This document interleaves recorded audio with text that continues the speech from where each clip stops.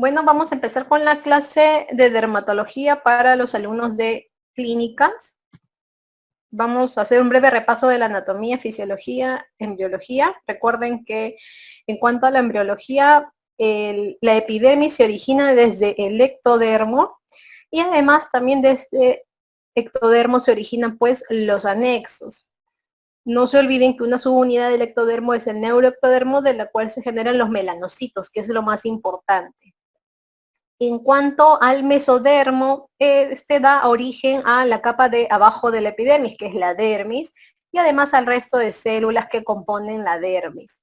Lo que importa es recordar que la epidermis es una capa avascular y en cambio la dermis es una capa vascularizada que provee de sustento a la epidermis. Recuerden que la piel es el órgano más grande del organismo y que puede tener un espesor de hasta 6 milímetros en palmas y plantas. En cuanto a las células, en cuanto a las capas de la epidermis, recuerden que desde abajo hacia arriba tenemos inicialmente la capa basal, que es una monocapa, en donde vamos a ubicar a los melanocitos y las células de Merkel. Hacia arriba tenemos la capa espinosa, que lleva ese nombre porque las células de esta capa están unidas por desmosomas, las cuales le van a conferir pues ese aspecto espinoso. Aquí, ¿qué células encontramos? A las células de Langerhans. Hacia arriba seguimos con la capa granulosa, que recibe ese nombre por los gránulos de querato y hialina que contiene, que van a ser los precursores de la queratina que va a componer la capa córnea. Y esta capa granulosa, pues a lo mucho tiene 2 a 3 hileras. Hacia arriba, la capa lúcida, que es una capa que solamente se va a encontrar en palmas y plantas, y la más superior es la capa córnea, que es la capa más gruesa, que está compuesta por células anucleadas, o sea, células muertas, por así decirlo. En el caso de las palmas y plantas, las hileras pueden ser hasta un total de 100 incluso. Entonces, si te preguntan la capa más gruesa, pues va a ser definitivamente la capa córnea. Ahora, si te preguntan la capa más gruesa, pero de las nucleadas, obviamente es la capa espinosa. En cuanto a las células, no se olviden que los queratinocitos son los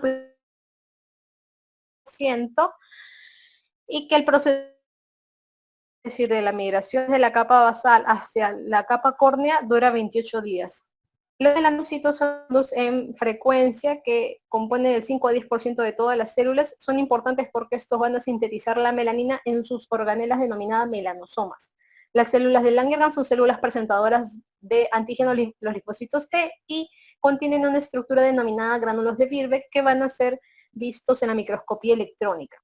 Las células de Merkel actúan como mecanorreceptores y no se sabe su origen embriológico. En cuanto al color de piel, recordar que proviene la melanina, que es la que da el color de la piel, proviene de un aminoácido denominado tirosina. Entonces, esta melanina puede ser de dos tipos: la feomelanina, que es la que predomina en los pacientes con piel clara, o la eumelanina, que es la que predomina en los pacientes con pieles oscuras.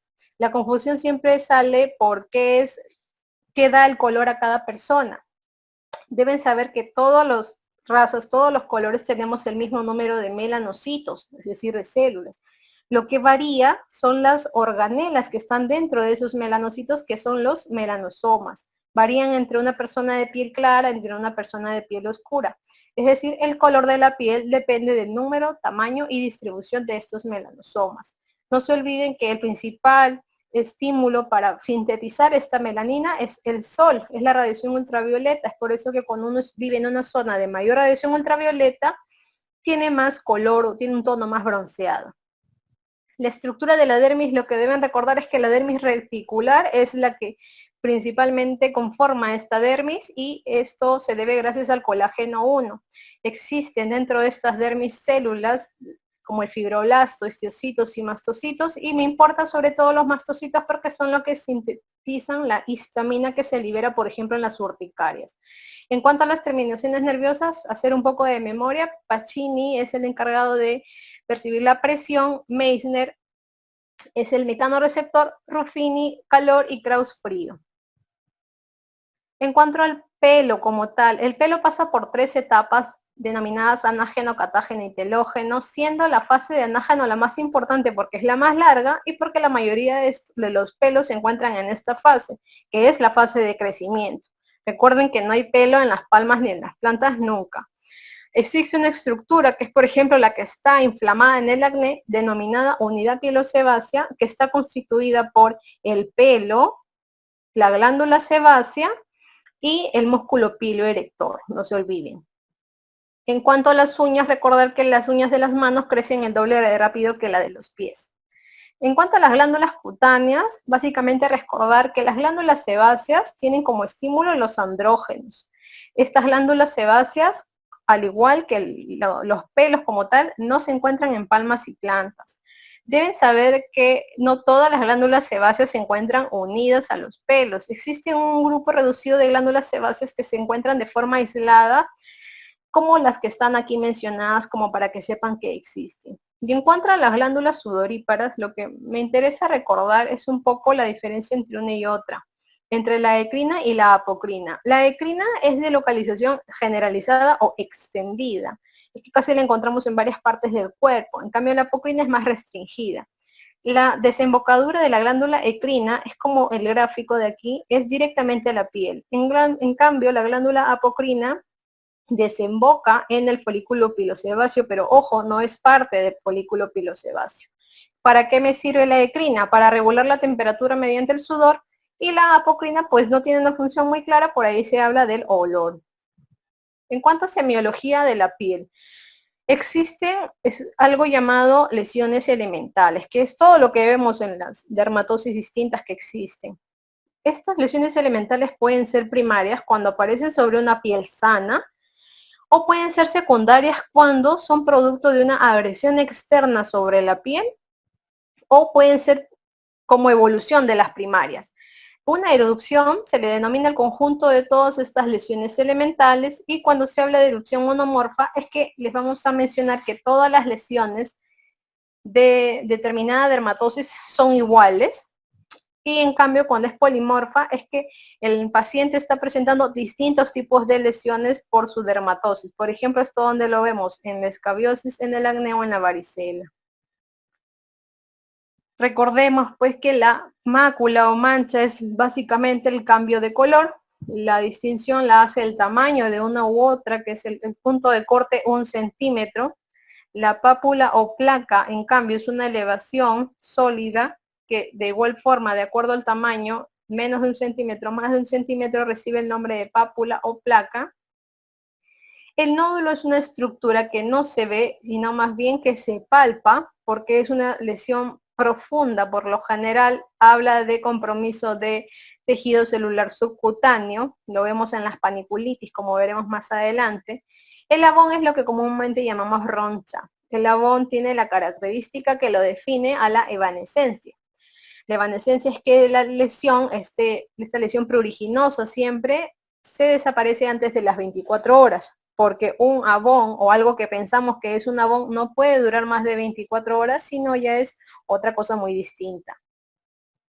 Vesícula, ampolla o flictena es una lesión que tiene contenido líquido, y la distinción la hace el tamaño, donde por ejemplo vemos esto en los pénfigos. Pústula es una vesícula pero que tiene pus como contenido, y el quiste es una lesión que clásicamente se define porque tiene una cápsula que lo rodea. En cuanto a las lesiones secundarias, las escamas son las láminas de la queratina de la córnea superficial que se acumulan. Pueden ser, me importan estas dos. La seborreica, que es la que vamos a ver en dermatitis seborreica más adelante, es una escama untuosa, amarillenta. Y la psoriasiforme, que es la que vamos a ver en la psoriasis, es una escama plateada, gris o seca, de broques grandes. La erosión es una pérdida de sustancia pero superficial, dado que no toca la membrana basal y por lo tanto cuando resuelve no deja cicatriz. La úlcera, en cambio, ya es profunda porque ya compromete la membrana basal y por lo tanto sí deja cicatriz. En una fisura, en cambio, no hay pérdida de sustancia y solamente es una solución de continuidad. En cuanto al resto de lesiones elementales secundarias, me interesa la liquenificación, que es sinónimo de piel engrosada por rascado crónico. La piel se engrosea al punto de que se hace tan, digamos, tirante que se notan los pliegues cutáneos normales. Signos útiles que podrían preguntar. El fenómeno isomórfico de Koebner, que es que en una zona de piel sana tú la traumatizas, aparece la lesión de la enfermedad que está presentando el paciente. Por ejemplo, este paciente tiene psoriasis y se rascó en esta zona y acá se ve en las zonas donde se ha rascado la presencia de psoriasis. Nikolsky es sinónimo de enfermedad ampollar, que está por encima de la membrana basal. ¿Qué significa el Nikolsky? Que cuando tú presionas tangencialmente esta zona de piel, entre comillas, sana, se desprende con la presión. Nikolsky no es que tocamos la ampolla y la reventamos, no, eso ya es otro signo. El Nikolsky es esta presión tangencial sobre piel sana en pacientes con estas enfermedades ahí descritas. El diagnóstico y el tratamiento en dermatología. Algo que es patognomónico y que sí conviene saber es el raspado metódico de Bloch, porque da el diagnóstico de psoriasis siempre que es positivo. Pasa por 3 etapas, me importa mucho la última, pero vamos a describir todo el procedimiento. Tú no tienes una lesión de psoriasis, que es una lesión típicamente placa eritematosa con escamas grises, grandes o plateadas. Lo primero que haces es raspar esas escamas y esas escamas desprendidas se le llama el signo de la mancha de cera. El segundo paso, luego de desprender estas escamas, es el desprendimiento de una membrana denominada Duncan-Buckley. Y lo que me interesa y lo que finalmente te da el diagnóstico certero del psoriasis es esto de acá, el llamado punteo hemorrágico o signo de Auspitz, que es que los vasos que han proliferado por esta lesión de psoriasis están de forma tangencial hacia la piel y es por eso que se ven como puntos sangrantes cuando tú haces ese raspado. El test de SAN es sinónimo de enfermedad ampollar. Algunos piensan que es solamente para los herpes y no, también puede ser utilizado para los pénfigos, pero hay que ser experto para hacerlo y para interpretarlo. En el caso de que se realice para un herpes, por ejemplo, lo que vas a ver en frotis van a ser los cambios citopáticos por el herpes. KOH más cultivo es, el KOH en verdad es sinónimo del frotis directo que uno realiza de las escamas de una lesión sospechosa de hongo, como por ejemplo la uña o la piel. Entonces, tú esto lo ves al frotis directo, pero antes de ver el frotis directo en el microscopio, le colocas unas gotas de KOH o hidróxido de potasio, que es un producto que destruye la queratina. Entonces, ya como quita la queratina de estas escamas, tú puedes ver mejor al microscopio si es que hay un hongo o no. También se hace cultivo para hongos, que por lo general dura de 3 a 4 semanas. La biopsia de piel ya es la toma de una muestra con corte de la piel para verla al microscopio electrónico. En cuanto a los fármacos más utilizados en dermatología y los que son perfectamente preguntables son los retinoides, que son los derivados de vitamina A. Pueden ser tópicos como también sistémicos. En el caso de los sistémicos, los más utilizados tenemos pues la isotretinoína para el acné. Recuerden que cuando uno toma corticoides, el efecto secundario que más aquejan a los pacientes es la resequedad o cerosis. Y el efecto o la alteración laboratorial más común es la dislipidemia, específicamente hablando de la hipertrigliceridemia, por lo cual tiene que hacerse una vigilancia laboratorial de esto. Tengan en cuenta que también puede alterar las transaminasas, pero esto no es tan frecuente como alterar los lípidos. El efecto más temido es la teratogenicidad, por lo cual una mujer que está intentando embarazarse o que está embarazada está prohibida de tomar estos retinoides. Si una mujer va a tomar isotretinoína, debe suspenderla por lo menos un mes para que recién pueda intentar el embarazo. Y hasta 2 años si es que estaba tomando el acitretin. No se debe donar sangre mientras uno toma isotretinoína porque esto puede pasar a la... Imagínense que donen la sangre a una gestante y pasa el mismo efecto de la teratogenicidad. Tengan cuidado que estos medicamentos pueden dar algo de fotosensibilidad, pero esta se puede ver agravada si por error consumen a la par retinoides orales con tetraciclinas orales. Los corticoides tópicos me importa que recuerden que el de menor potencia, por lo general el más usado es la hidrocortisona y el de mayor potencia es el clobetasol. En término medio, los más conocidos es la betametasona, la metilprednisolona como de mediana potencia, y recordar pues que no hay que hacer abuso de los corticoides tópicos. Un uso crónico ya es el uso de 2 semanas a más de corticoides tópicos, y esto puede llevar a cambios permanentes como atrofia, estrías o telangiectasias. Y hay que tener cuidado del corticoide de la zona. Si tu piel es fina, obviamente vas a preferir el corticoide menos potente. Por ejemplo, ¿dónde ves piel fina? En la cara, en los pliegues. En cambio, si tu piel es gruesa, podrías utilizar el corticoide más potente, por ejemplo, el clobetasol. Lo que se ve a veces es que las personas se automedican con clobetasol en las ingles y por error, y esto provoca cambios permanentes en esa piel. En cuanto a los antihistamínicos, recuerden que los de primera generación generan mucha somnolencia, por eso es que preferimos los de segunda generación, ya que son menos sedantes y tienen menos efectos anticolinérgicos. Estas son las dosis ideales a las que deben ser utilizados. Y lo que importa es que los antihistamínicos usados en dermatología son los orales, los tópicos no. A pesar de que se siguen vendiendo, generan irritación, hipersensibilidad, así que no son los preferidos. Ya para empezar a la clínica, que es lo que más nos importa, con miras a introducirnos a las clínicas, pues tengan en cuenta que en dermatología las micosis que vamos a ver son las superficiales, estas que atacan la epidermis, los pelos y las uñas. Tenemos pues, dependiendo de los grupos de hongos, tenemos los hongos filamentosos que van a producir las dermatofitosis, o conocidas como tiñas. Tenemos a los hongos tipo levaduras, en donde vamos a encontrar las candidiasis y las pityrosporosis. Y en cuanto a los dermatofitos, que es lo que más comúnmente vamos a ver, hagamos un repaso breve de estos hongos. Los dermatofitos son hongos que van a producir queratinasas que destruyen a la queratina, que es la que compone la capa córnea. Recuerden, la capa córnea es la más superficial de la epidermis. Entonces, cuando estos dermatofitos atacan la epidermis solamente, reciben estas denominaciones de las patologías tiña facial, tiña corporis, tiña cruris, etc. Cuando atacan la epidermis, el tratamiento para este hongo va a ser un tratamiento tópico en crema. Cuando el hongo dermatofito ataca el pelo, por ejemplo, cuando hay tiña de la cabeza o tiña de la barba, el tratamiento tiene que ser sistémico, o sea, tomado vía oral, porque la crema para nada le va a penetrar al pelo. De igual forma, cuando es una onicomicosis, es decir, cuando el dermatofito ataca la uña, el tratamiento sí o sí tiene que ser sistémico, tomado vía oral.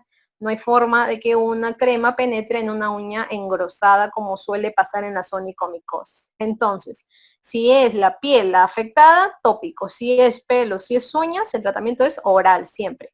En cuanto a los hongos como tal, hagamos un repaso. Existen hongos antropofílicos y zoofílicos sobre todo, que son los que me interesan. Antropofílico significa que está adaptado a parasitar o a, digamos, a molestar a la persona. Entonces, como está adaptado, por lógica, no nos va a provocar gran daño. En cambio, cuando el hongo que nos ataca, nos contagiamos, es un hongo zoofílico, es decir, proveniente de un animal, es decir, que normalmente está adaptado al animal y no tanto a nosotros, el daño o la inflamación que nos va a producir es una inflamación muy aguda, una lesión muy molestosa, muy pruriginosa, por ejemplo. El principal ejemplo del hongo antropofílico es el T. rubrum, que es lo que van a ver en tiña cruris, tiña pedis y tiña unguial. Y el principal, digamos, representante de los hongos zoofílicos es el Microsporum canis, que es lo que vamos a ver como principal agente de la tiña capitis. ¿Qué es lo que tenemos acá? La tiña capitis es sinónimo de infancia, de niños. Es bien difícil que a un adulto le ataque se le produzca una tiña capitis, y es que el adulto tiene ácidos grasos que lo defienden, son fungistáticos en su cuero cabelludo. La pregunta siempre que genera de debate es el agente. Lo cierto es que hasta ahora la literatura lo que refiere es que el Microsporum canis es el agente de Sudamérica y de Europa. Es el agente que más produce la tiña capitis. Esto incluye a Perú, lógicamente. En cambio, en Norteamérica, por ejemplo, el agente más frecuente para tiña capitis es el T. tonsuras o Trichophytum tonsuras. La clínica, que es lo que tenemos que aprender a identificar a miras de empezar las prácticas clínicas, es pues típicamente un niño con parches alopécicos, es decir, parches con poco o mínimo cabello, y estos parches de alopecia o parches sin pelo se van a acompañar de algunos pelos rotos, algunos puntos negros, eritema, escamas, pústulas o linfadenopatía. Lo que por lo general les describen en los exámenes siempre va a ser el hecho de que el niño tenga parches de alopecia, además de pelos rotos o puntos negros. Esa es la clave. Si quieren ser más específicos ya, de acuerdo a la gente, cómo es la clínica, cuando la tiña es microspórica, el parche suele ser único y los pelos se van a ver rotos. En cambio, cuando la tiña es tricospórica, van a ser varios parches, pero se van a ver puntos negros porque el pelo se ha roto a la raíz del cuero cabelludo. En cambio, en este caso, el pelo se ha roto como que más distante de la raíz del cuero cabelludo. El tratamiento es vía oral. Si es Microsporum canis, idealmente debería ser grisofulvina, y si es Tetonsurans, idealmente debería ser terbinafina, pero lo cierto es que los dos son usados indistintamente. Al menos en Perú es más práctico usar terbinafina. Los corticoides orales son utilizados en esta patología sí porque desinflaman. De alguna manera evitan que esta pérdida de pelo se vuelva permanente. Entonces acá me preguntan el caso clínico típico, el niño con una placa alopécica, con pelos rotos y además te dicen que tiene el antecedente del contacto con una mascota obviamente enferma, el diagnóstico es tiña capitis. ¿Y en cuál de las siguientes situaciones el tratamiento tópico es insuficiente? Por supuesto que en tiña capitis. Nunca se usan cremas para tratar esta enfermedad, no se olviden, siempre es pastillas. La tiña facial y corporis, no importa tanto los agentes, me importa la clínica, porque la clínica es bien típica. Se habla de una placa anular o placa circinada. ¿Qué sinónimo de esto? Es sinónimo de que la lesión tiene un borde más activo que el centro. Entonces, cuando ustedes escuchan la palabra circinada, eso es ya diagnóstico prácticamente de la tiña facial o de la tiña corporis. Como la lesión es cutánea, el tratamiento es tópico. Hay un error frecuente que se comete por todos, por desconocimiento, tanto por colegas, por nosotros mismos o por los pacientes, y es que usamos los famosos trivalentes, estos medicamentos de 3 en 1, corticoide, antimicótico, antibacteriano, para tratar todo aquello que vemos en piel. Entonces, si imagínense que esta lesión es lo que tiene el paciente, que es un hongo, tú lo tratas con eso, con ese trivalente, efectivamente algo le ayudará tal vez porque tiene algún antimicótico, pero como le estás poniendo un corticoide, lo que vas a provocar es desinflamarlo, sí, vas a provocar una mejoría aparente del cuadro, pero no solo eso, la vas a modificar la lesión, de tal manera que cuando tú suspendes este tratamiento, lo que va a pasar es un rebote, peor todavía que la lesión inicial, y encima difícil de diagnosticar porque está todo modificado. Entonces, a esa tiña a la que tú le has puesto corticoides, sea solos o sea en el contexto de un trivalente, se le llama tiña incógnita y es más difícil de tratar, y aquí sí, el tratamiento tiene que ser oral porque te vas a quedar corto con las cremas. Por eso es que la pregunta de tiña incógnita, pues es la tiña que ha sido modificada con esteroides. La tiña cruris, que es sinónimo por lo general de varón obeso o diabético, porque acuérdense que el escroto del varón está en contacto muy cercano con la ingle y eso provoca humedad que le permite el contagio más fácil para provocar esta tiña cruris. La lesión no la van a referir necesariamente como circinada, pero puede que la mencionen porque es muy parecido. Tiene un borde activo también, miren. Y esto se puede ubicar tanto en inglés como en la región interglútea. Recuerden que la tiña cruris, que les dije en un inicio que la gente es el terrurum, no afecta pene ni escroto como sí lo hace la cándida. Lo que afecta es la piel de la ingle, no las mucosas. El tratamiento, porque es tópico, porque es piel, tiene que ser tópico. Entonces acá el paciente típico, paciente varón obeso con lesión de borde más activo en ingle derecha, ¿cuál es el diagnóstico? Tiña cruris. Intérprito candidiásico no es, y ya lo verán más adelante porque psoriasis, si bien también hablaremos de una psoriasis que es inversa, que es decir, la que afecta pliegues, nunca les van a hablar de un borde más activo para nada. En cuanto a tiña pedis, recordar pues que existen 3 formas clínicas. La primera, que es la disidrótica o eczematosa, que es la más aguda porque molesta y molesta mucho, pica al punto de que es poco tolerable para el paciente. Es disidrótica porque forma esto, ampollas, disidrosis se le denomina las ampollas. El segundo tipo clínico de tiña pedis es la más común, seguro que todos la hemos visto, que es la tiña pedis interdigital, el famoso pie de atleta, donde hay maceración, fisuración entre los dedos de los pies, siendo los más afectados el tercero y el cuarto espacio interdigital. Y en su extremo pues está la otra tiña pedis, que es la tiña pedis seca o hiperqueratósica, en donde la planta del pie se engrosa mucho, pero curiosamente al paciente ni le pica. El tratamiento es tópico aquí, no olviden que el agente de la tiña pedis es el mismo de la tiña ungueal y es el mismo de la tiña cruris, porque el paciente se contagia al colocarse pues las prendas a la hora que se viste desde abajo hacia arriba, se va pasando el germen hacia arriba. La tiña ungueal, o mejor dicho, la onicomicosis, en general, si queremos hablar de onicomicosis, en general tengan en cuenta que el paciente va a ser un adulto. Difícilmente un niño tiene onicomicosis porque la uña del niño crece muy rápido y eso evita que se contagie fácilmente. Los agentes, cuando a ti te hablan de onicomicosis en general, lo que te van a preguntar es el agente. ¿Cuál es el agente más frecuente de las onicomicosis? Pues los dermatofitos, que es justamente los hongos de los que hemos estado hablando desde un inicio. Y aquí el agente otra vez es el T. rubrum.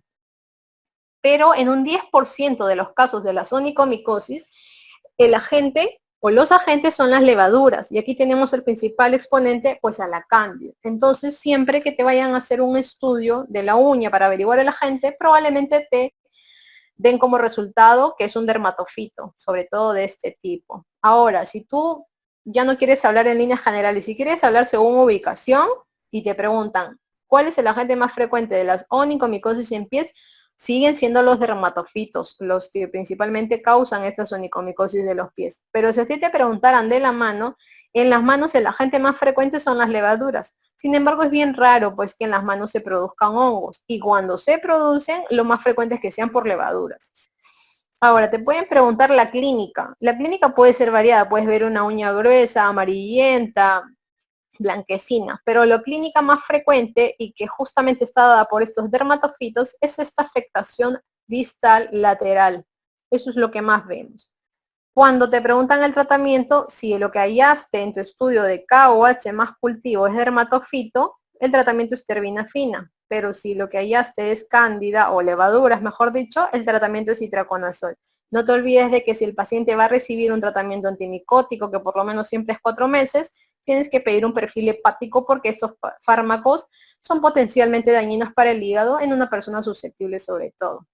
Entonces, cuando te preguntan el agente en la onicomicosis pedis, es el T. rubrum. Si te preguntaran de la mano, dirías la levadura cándida, pero te están preguntando de los pies. Y si te preguntaran simplemente en la onicomicosis, ¿cuál es el agente más frecuente? Igual la respuesta es T. rubrum.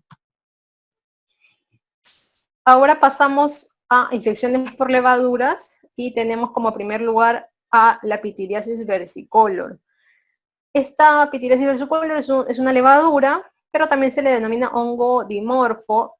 Es saprófito porque vive normalmente en la piel y dimorfo porque pasa por 2 etapas. Una etapa en la cual es como que la levadura que no nos molesta, que está tranquila, está dormida, a la que se le denomina normalmente Pityrosporum ovale, y que cuando, pues, de alguna manera por humedad, por la secreción de sebo aumentada, esto sobre todo en los varones, se modifica a su forma patógena, que algunos le denominan malacesia furfur, pero lo más práctico es que indistintamente el hongo tú le llames o Pityrosporum ovale o malacesia furfur. ¿Cuál es la clínica? La clínica es bien típica.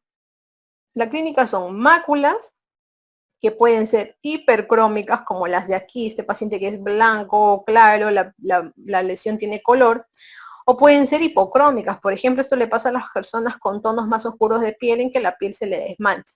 Además, estas máculas hipo o hipercrómicas tienen una descamación fina cuando tú rascas la lesión, tan fina que se le denomina signo de la uñada. ¿Y dónde están ubicadas estas lesiones? Bien típicamente en la espalda o en el tórax, que es donde más frecuentemente vive este hongo, porque este hongo se relaciona mucho con las áreas sebáceas. Y por ejemplo, 2 áreas sebáceas muy importantes del organismo son el pecho y la espalda.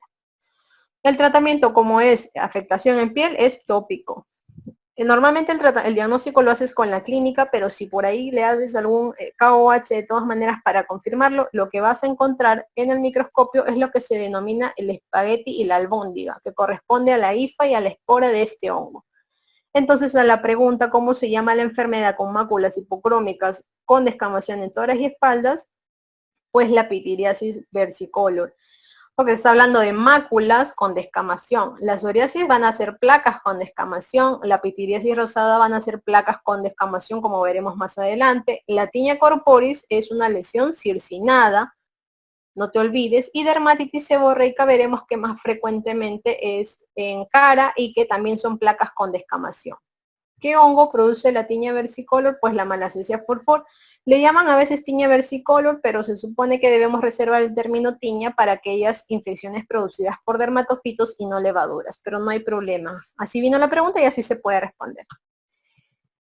Y otra levadura, pues tenemos a la cándida, que es una levadura también saprófita, vive en nuestra piel normalmente, acuérdense, pero que por factores como los descritos da síntomas o da molestias. Lo más típico y lo que más genera confusión, pero es fácil de identificar, es el intértrigo candidiásico. No se olviden que intértrigo es sinónimo de compromiso de pliegues. Puede ser inframamario, puede ser la ingle, la axila, etc. Esta lesión que ataca pues estos pliegues, típicamente tiene algo llamado lesiones satélite, que es lo que va a dar el diagnóstico, porque tú ves esta lesión del medio y ves esta zona rojiza, macerada, no te da gran pista, pero tú lo que vas a ver es estas lesiones como islas distantes a esta lesión inicial, y a eso se le llama lesión satélite, y esto es patognomónico de candidiasis. Otra afectación que da la cándida es el famoso mugue oral, y también puede atacar las uñas. No se olviden que las levaduras también pueden atacar las uñas, pero la clínica es más de afectación proximal con perionixis, es decir, inflamación del pliegue de la uña, del distal, el pliegue de la uña, mejor dicho. Acuérdense que cuando la afectación de la uña es por dermatofitos, es lateral y es distal. El tratamiento es aquí, si es uña, acuérdense, es oral. Entonces me preguntan, ¿cómo distingo un intértrigo candidiásico de una tiña cruris? Pues muy fácil. La lesión satélite es la clave para diagnosticar a una cándida. Una tiña cruris no tiene lesión satélite, te van a hablar de un borde más activo de la lesión siempre. Infecciones por parásitos, y en esto sí, una y otra vez han venido preguntas en los exámenes distintos que hay, porque es algo tan común del día a día que incluso se sigue viendo pues todo el año. Entonces, lo que tenemos aquí es la famosa escabiosis o sarna, o como comúnmente la gente lo conoce como el rasca-rasca.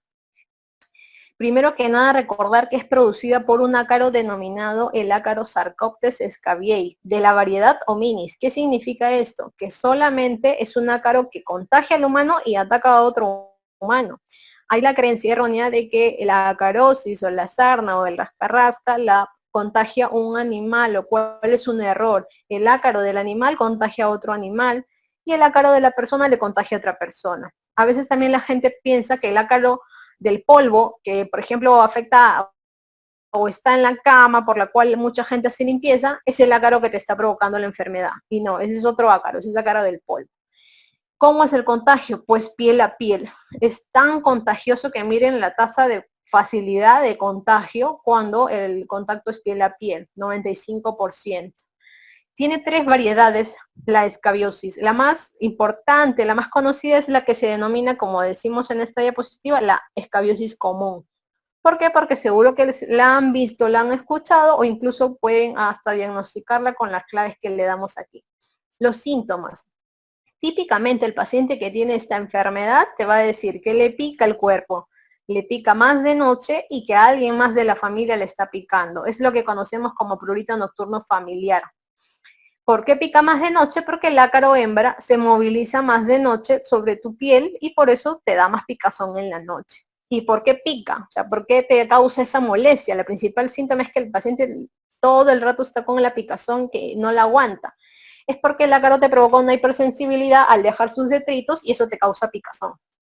Eso es lo que el paciente te refiere. Tú con eso ya prácticamente tienes el diagnóstico, porque ninguna otra enfermedad en dermatología te va a picar más de noche. Tú puedes tener enfermedades en dermatología que piquen, hay varias. La varicela es una de ellas. Por ejemplo, la dermatitis atópica es otra. Pero que la picazón sea predominio, o sea, que pique más en la noche, solamente es por esta enfermedad.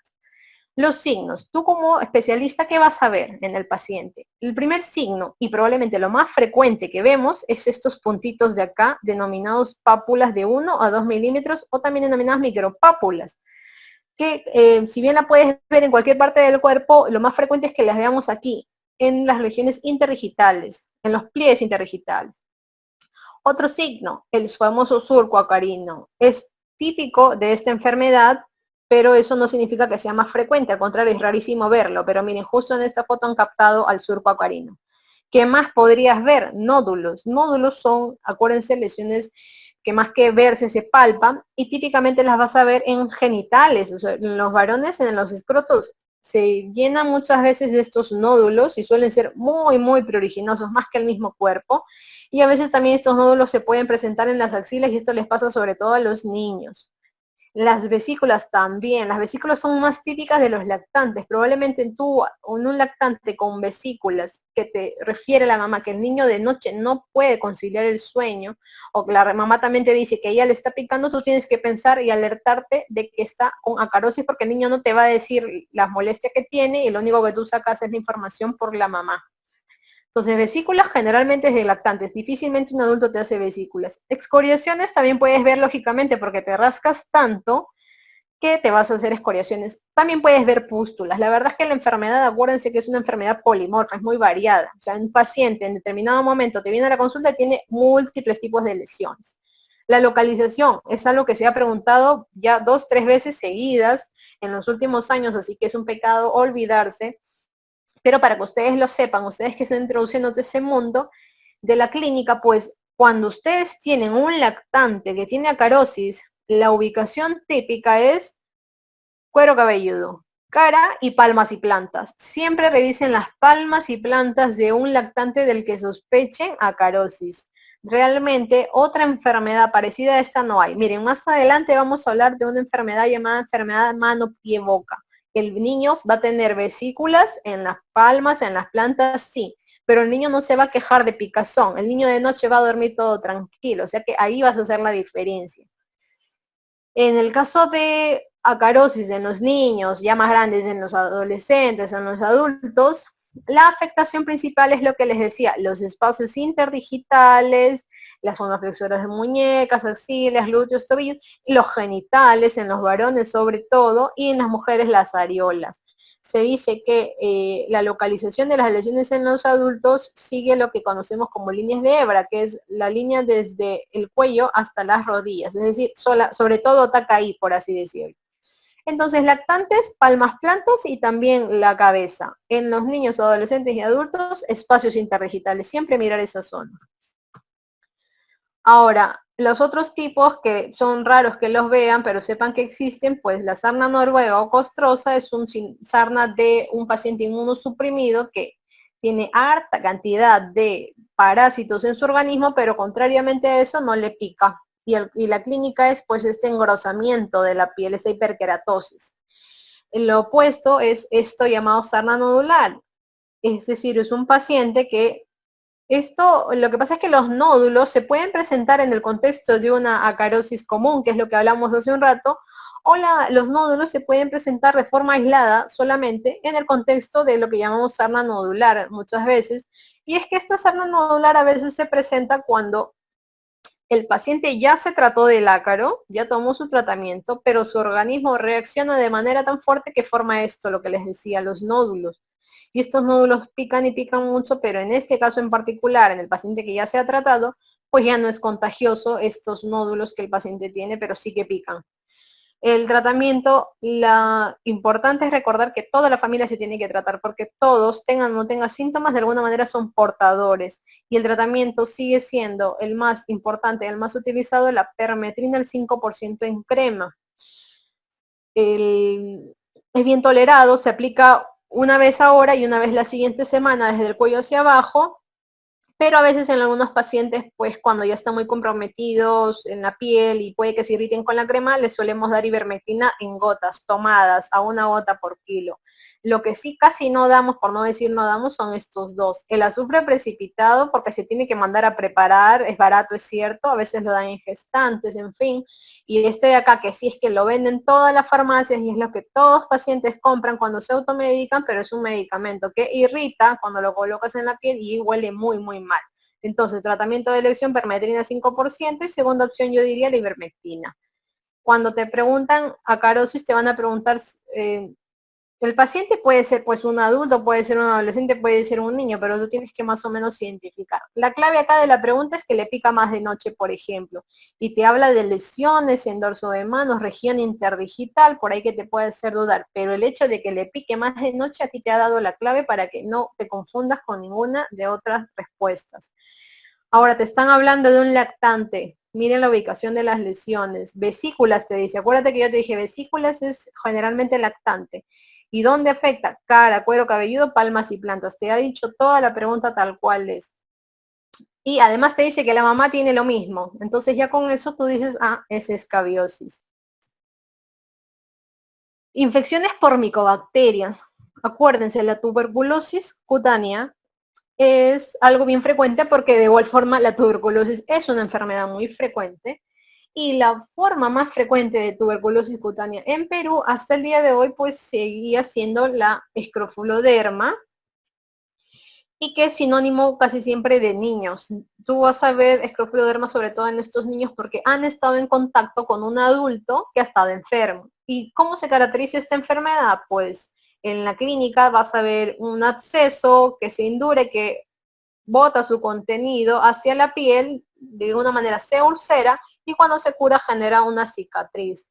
Es una lesión por continuidad. Generalmente hay un ganglio o un hueso que está afectado y que hacia piel luego ataca. La ubicación principal es cuello.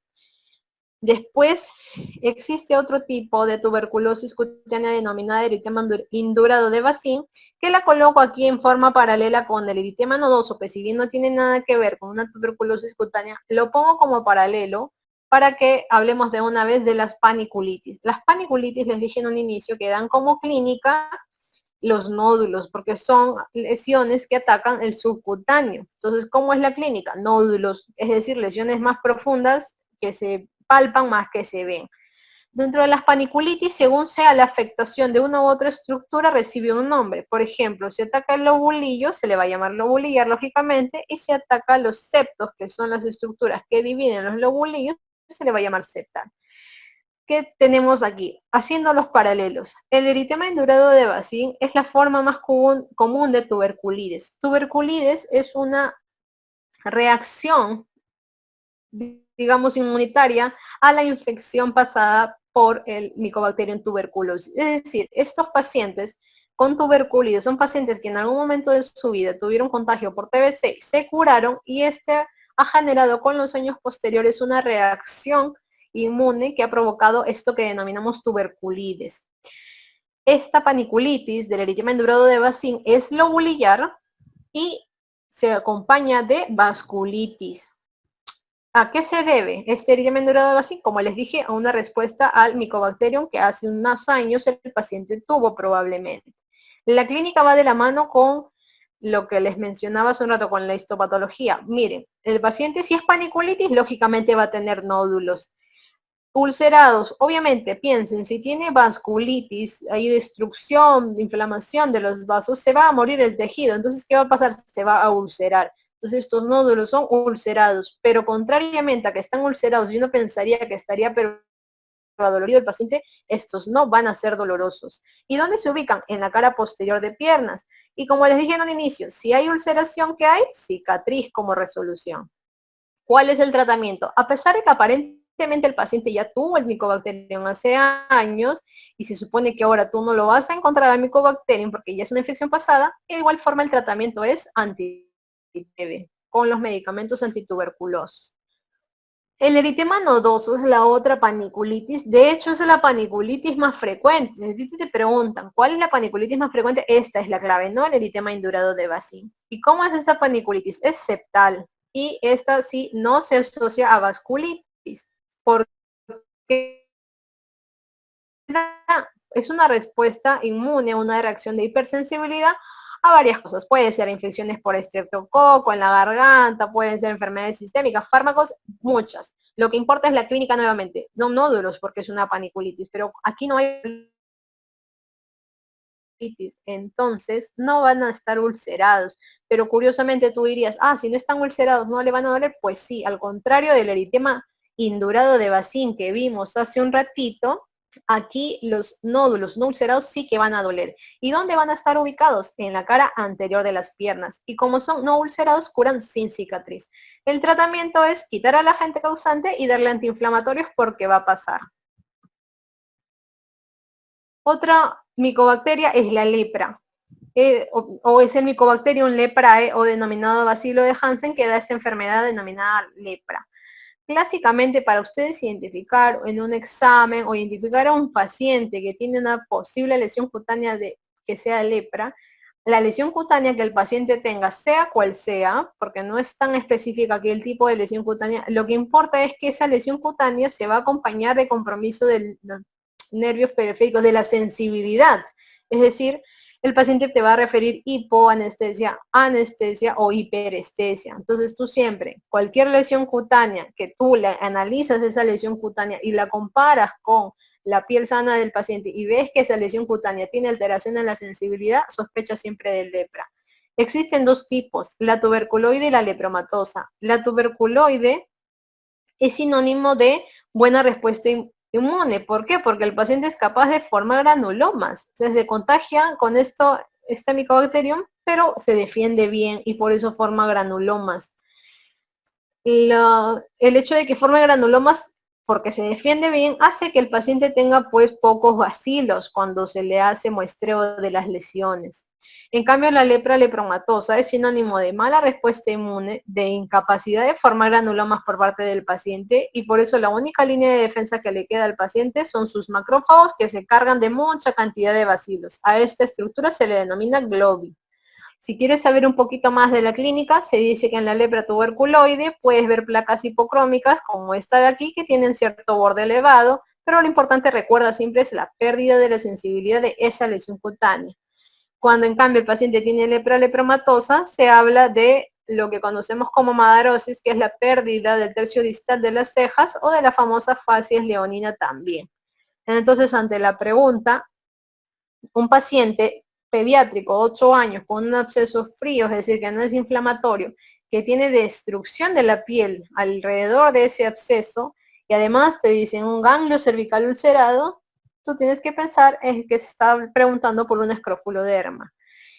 Otro paciente típico, un paciente que tiene, mira, lesiones maculares hipocrómicas, te dice, con hipoestesia de la lesión. Entonces ya tú sabes con eso que te está hablando, de la lepra.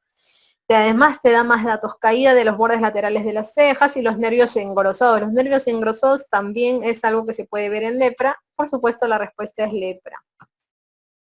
Infecciones por bacterias es algo que van a ver en el día a día de todas formas.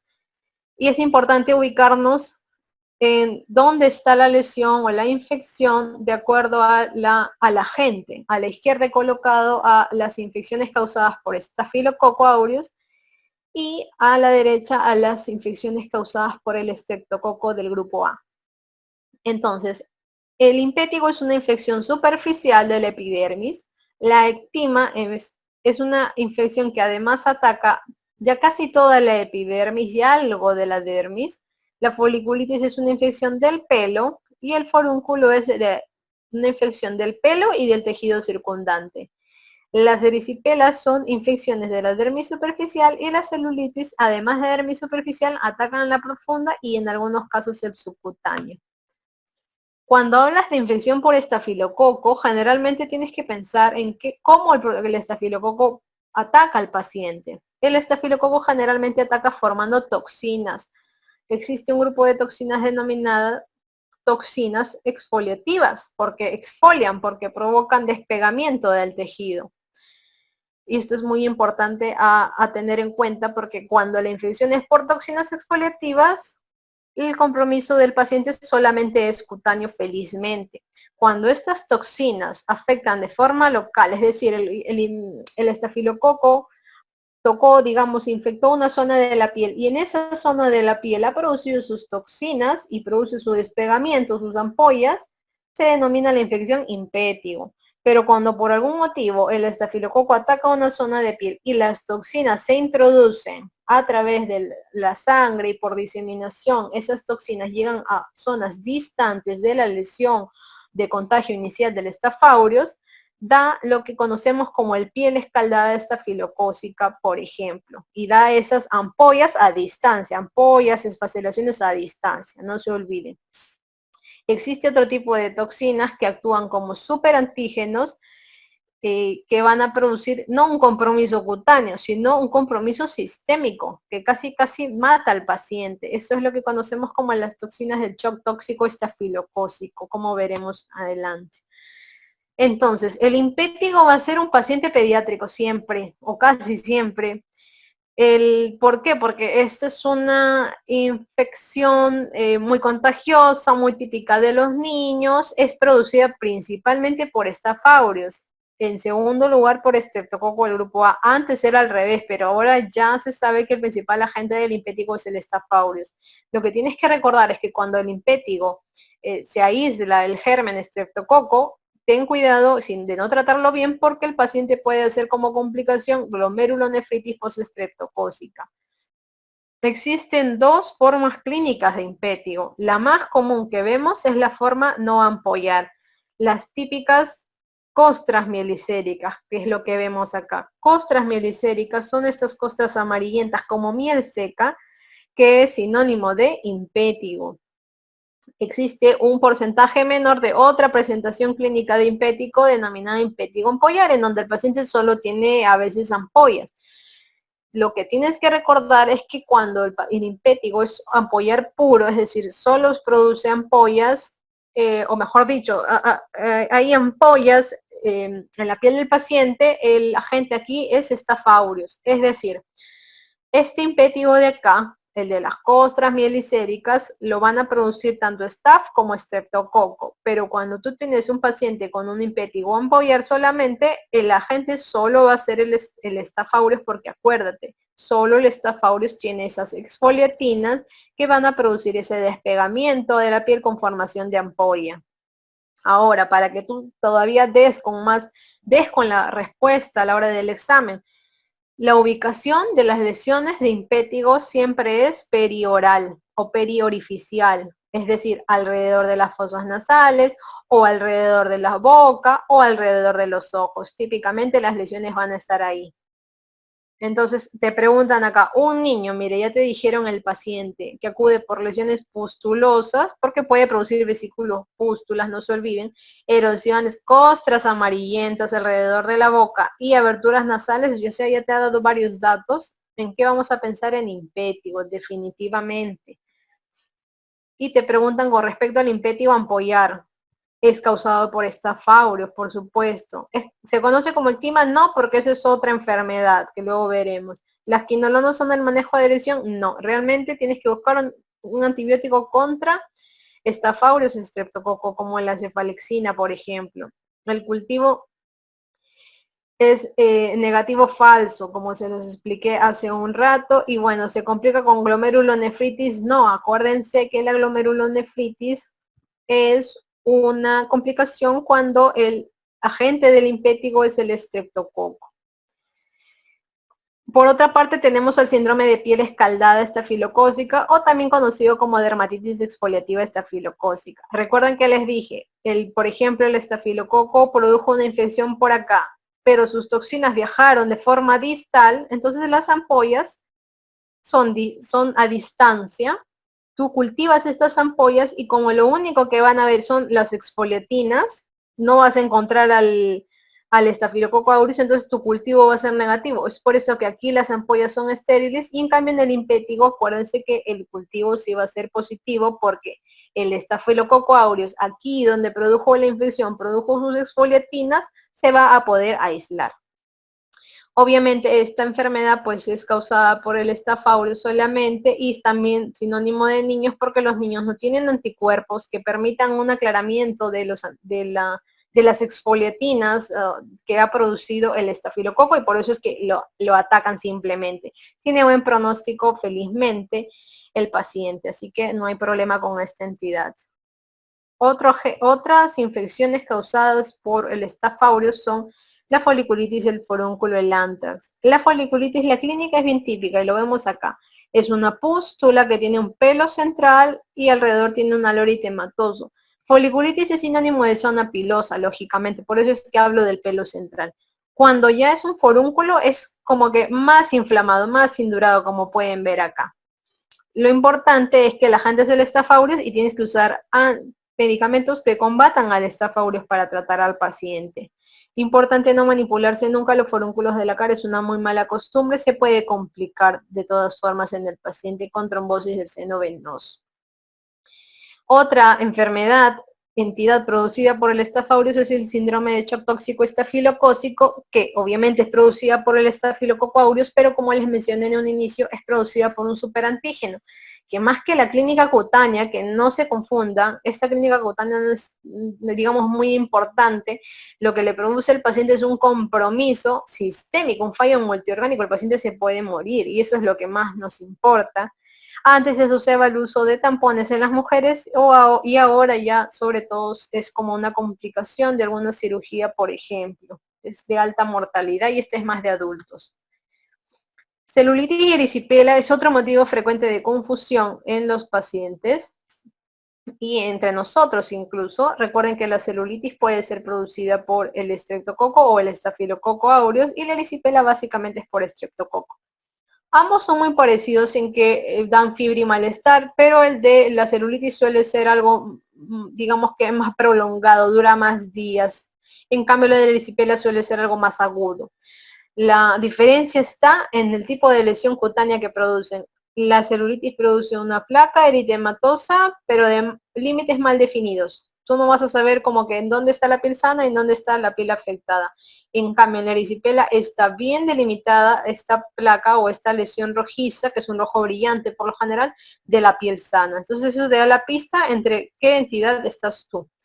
En el caso de la ubicación, en los niños la celulitis suele ser de cara, de cabeza y cuello. En el caso de los adultos, la celulitis es extremidades o miembros inferiores, al igual que la erisipela. También miembros inferiores es lo más común o la principal localización. El tratamiento es con penicilina, cefalosporinas, por ejemplo. Ahora, celulitis, pues siempre ten en cuenta, el típico paciente que te pueden presentar es un paciente que es, por ejemplo, un diabético o a veces un obeso, o estos pacientes que tienen algunas micosis maltratadas en los dedos de los pies, como las tiñas interdigitales, a través de la cual puede ingresar pues un germen que le va a provocar esta celulitis. Y de hecho, esto es la causa de la pregunta. Mujer de 50 años, diabética, con una lesión de borde mal definido. Ahí ya prácticamente te ha dado el diagnóstico, pero igual tú tienes que leer toda la pregunta completa. Te da la pista además que esta paciente tiene una lesión en el cuarto espacio interdigital con una fisura. Probablemente te esté hablando de una tiña pedis maltratada. ¿Cuál es el diagnóstico? Celulitis. Porque te está preguntando cuál es el diagnóstico de la lesión cutánea de la pierna, no del pie. Otras infecciones menos frecuentes, pero que sepan que existe, pues es el ectima estreptocócico, el ectima gangrenoso, ambos. Ectima siempre es sinónimo de úlcera. La clínica del paciente va a ser úlcera. Estreptocócico, pues es producido por el estreptococo, sobre todo. Generalmente es un paciente inmunocompetente y al igual que la celulitis y la erisipela, la localización de este ectima estreptocócico es de miembros inferiores sobre todo.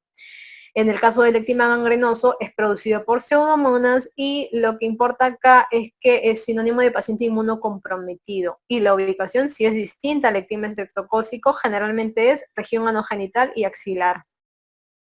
La fascitis o fasciitis necrotizante es sinónimo de alta mortalidad. Recuerden que es una infección polimicrobiana cuya clínica no va acorde con lo que siente el paciente, que se queja de un gran dolor, una gran molestia, pero que tú al inicio pues no ves gran cosa y que con las horas rápidamente evoluciona a algo aparatoso o catastrófico que requiere de antibiótico y de hibridación quirúrgica. Cuando esto se ubica en perineo y genitales recibe el nombre de gangrena de Fournier. En cuanto a infecciones por virus, ya como para entrar a la segunda parte, enfermedad de mano, pie, boca, se habla mucho de esta enfermedad porque hubo mucho brote el año pasado, el anteaño pasado, pero hay que recordar, Debería llamarse enfermedad de boca, mano, pie, porque ese es el orden en el que aparecen las lesiones, pero se le suele llamar enfermedad de mano, pie, boca por costumbre. Es una enfermedad en la que hay un exantema, que es una erupción en la piel, y hay un enantema, es decir, que hay una erupción en las mucosas como la boca, vesicular. Característicamente es vesicular, así que solamente se te van a describir que el paciente tiene lesiones tipo vesículas. Es agudo porque es de días, de 1 a 2 semanas, es autorresolutivo, por eso es que el tratamiento es solo soporte y es típica de niños. Es bien difícil que un adulto lo tenga, pero sí que la puede tener. La causa principal es el Coxsackie A16 y tiene estacionalidad. La transmisión es vía fecal oral. ¿Cómo es la clínica? El paciente te refiere que tiene una fiebre con un poco de dolor de garganta que dura 1 o 2 días y que a los días le aparecen estas lesiones en la piel y en la mucosa de la boca que típicamente son vesículas. Aquí no estoy hablando de que al paciente le pica, y eso es lo que a ti te va a dar la clave para diferenciar con una escabiosis de un lactante. Por ejemplo, tú dices, ay, pero el paciente lactante también tiene vesículas. Sí, pero el lactante te van a decir además que se está quejando de picazón. Obviamente no te lo puede decir, pero tú te vas a dar cuenta porque te dice, el niño no puede dormir bien de noche, está inquieto. Entonces ahí ya te diste cuenta de la diferencia. Además que en esta enfermedad, en la enfermedad de mano, pie, boca, sí hay fiebre. En la escabiosis jamás hay fiebre. Entonces, estas vesículas, ¿dónde las vas a ver? Pues en los pies, en las palmas, dentro de la boca, afuera de la boca. Se dice que estas vesículas son ovaladas y que siguen las líneas de los dermatoglifos, si es que quieres ser más profundo, digamos, en tu conocimiento de la clínica de esta enfermedad. El tratamiento es de soporte. Lo importante, yo creo, son las complicaciones. El paciente generalmente resuelve bien el cuadro. El problema es cuando el paciente está en contacto con una embarazada, porque si la embarazada se contagia de esta enfermedad, puede tener un aborto o el niño puede nacer con RCIU. Y otra complicación importante que la hemos visto, y por ahí que ustedes la han visto y no lo sabían, es esta famosa onicomadesis, es decir, el desprendimiento de la uña desde su extremo proximal, se va saliendo hacia su extremo distal la uña. Todas, generalmente la onicomadesis se produce en todas las uñas de las manos y los pies y se va digamos, saliendo la uña desde lo proximal hasta lo distal. Lo importante es que crece una uña nueva, no es que el paciente se quede sin uñas, obviamente, pero esto es bien frecuente verlo a los meses posteriores a la infección o a la enfermedad mano-pie-boca que tuvo el paciente. A veces la gente ni recuerda que tuvo esta enfermedad mano-pie-boca y viene a la consulta diciéndote se me salen las uñas y es por esto. Algo que también vas a ver frecuentemente es el molusco o la verruga. Ten en cuenta que ambos son infecciones virales. La primera es producida por un virus, la segunda es por el papilomavirus, el famoso VPH. El molusco es bien típico de niños, el contacto es de piel a piel, de igual forma las verrugas es en niños, adolescentes y adultos y el contacto también de piel a piel. La clínica es muy importante. El molusco contagioso es fácil de identificar o al menos de repente viéndolo o describiéndolo, por ejemplo, como en los exámenes. Te van a decir que el paciente tiene típicamente pápulas que son umbilicadas, es decir, estas pápulas tienen un pequeño ombliguito central o una pequeña depresión central. A eso se le denomina pápula umbilicada. Y eso es sinónimo de molusco contagioso. Ten en cuenta que en los niños la ubicación es un poquito variada, puede ser cara, tronco, extremidades, pero lo que sí es que si es un adulto el que tiene esta enfermedad, generalmente la ubicación son los genitales, porque en los adultos la enfermedad es considerada una enfermedad de transmisión sexual por si acaso. Las verrugas, pues a veces causan confusión, las de los pies como si fueran callos y las tratan mal, y cuando dan en las manos se le denomina verruga vulgar, que es así toda verrucosa, grande, engrosada. Entonces te preguntan aquí el niño de 2 años con pápulas umbilicadas, tú sabes de todas maneras que es molusco contagioso y ninguna otra enfermedad más. Los herpes, tan frecuente, tanto se ha visto. Recuerda que existe el tipo 1 que predominantemente produce las lesiones extragenitales y el tipo 2 que predominantemente produce el herpes genital. Cuando el herpes es extragenital, la primera vez que te infectas por herpes suele no pasar nada. Raro porcentaje, un mínimo porcentaje de pacientes sí que hacen una clínica y que se le llama gingivoestomatitis herpética, que hace fiebre, dolor, úlceras en la boca, pero esto es muy raro verlo. Lo que importa son las recidivas y aquí es donde está la clave de diagnosticar que alguien tiene infección por herpes simple. Siempre que te hablen de herpes, te van a hablar de vesículas agrupadas, o sea, juntitas, sobre una base eritematosa, medio rojiza, si es que te puedes dar cuenta. Entonces, cuando es extragenital, la ubicación típica pues es esta, la boca. Es lo que la gente llamaba comúnmente la picadura de araña. Pues no, eso no es así, eso es herpes. ¿Qué lo activa? Porque acuérdate que el herpes es un virus que entra y siempre se queda en tu vida. Se queda dormido, pero cada vez se activa por uno u otro motivo. A veces la activa episodios con fiebre, a veces la activa la exposición al sol, por eso en los veranos vienen los brotes, y el típico estrés. Siempre que hay estrés, el paciente se activa y hace su herpes. El tratamiento, para que recuerden, se utiliza ciclovir tópico, sí. No nos gusta mucho porque es un poco engorroso utilizarlo, pero sí está indicado y se puede tomar valaciclovir. Ambos son indicación de las guías clínicas de la FDA. El aciclovir, curiosamente, no tiene la indicación de FDA para herpes simple. Sin embargo, es lo que más utilizamos porque es lo más barato y lo que de alguna manera el paciente puede acceder. En el caso del herpes varicela zoster, acuérdate, la primera infección se le denomina varicela y esto es generalmente lo que nos pasa de niño, nos pasaba de adolescentes, ahora felizmente hay vacuna igual.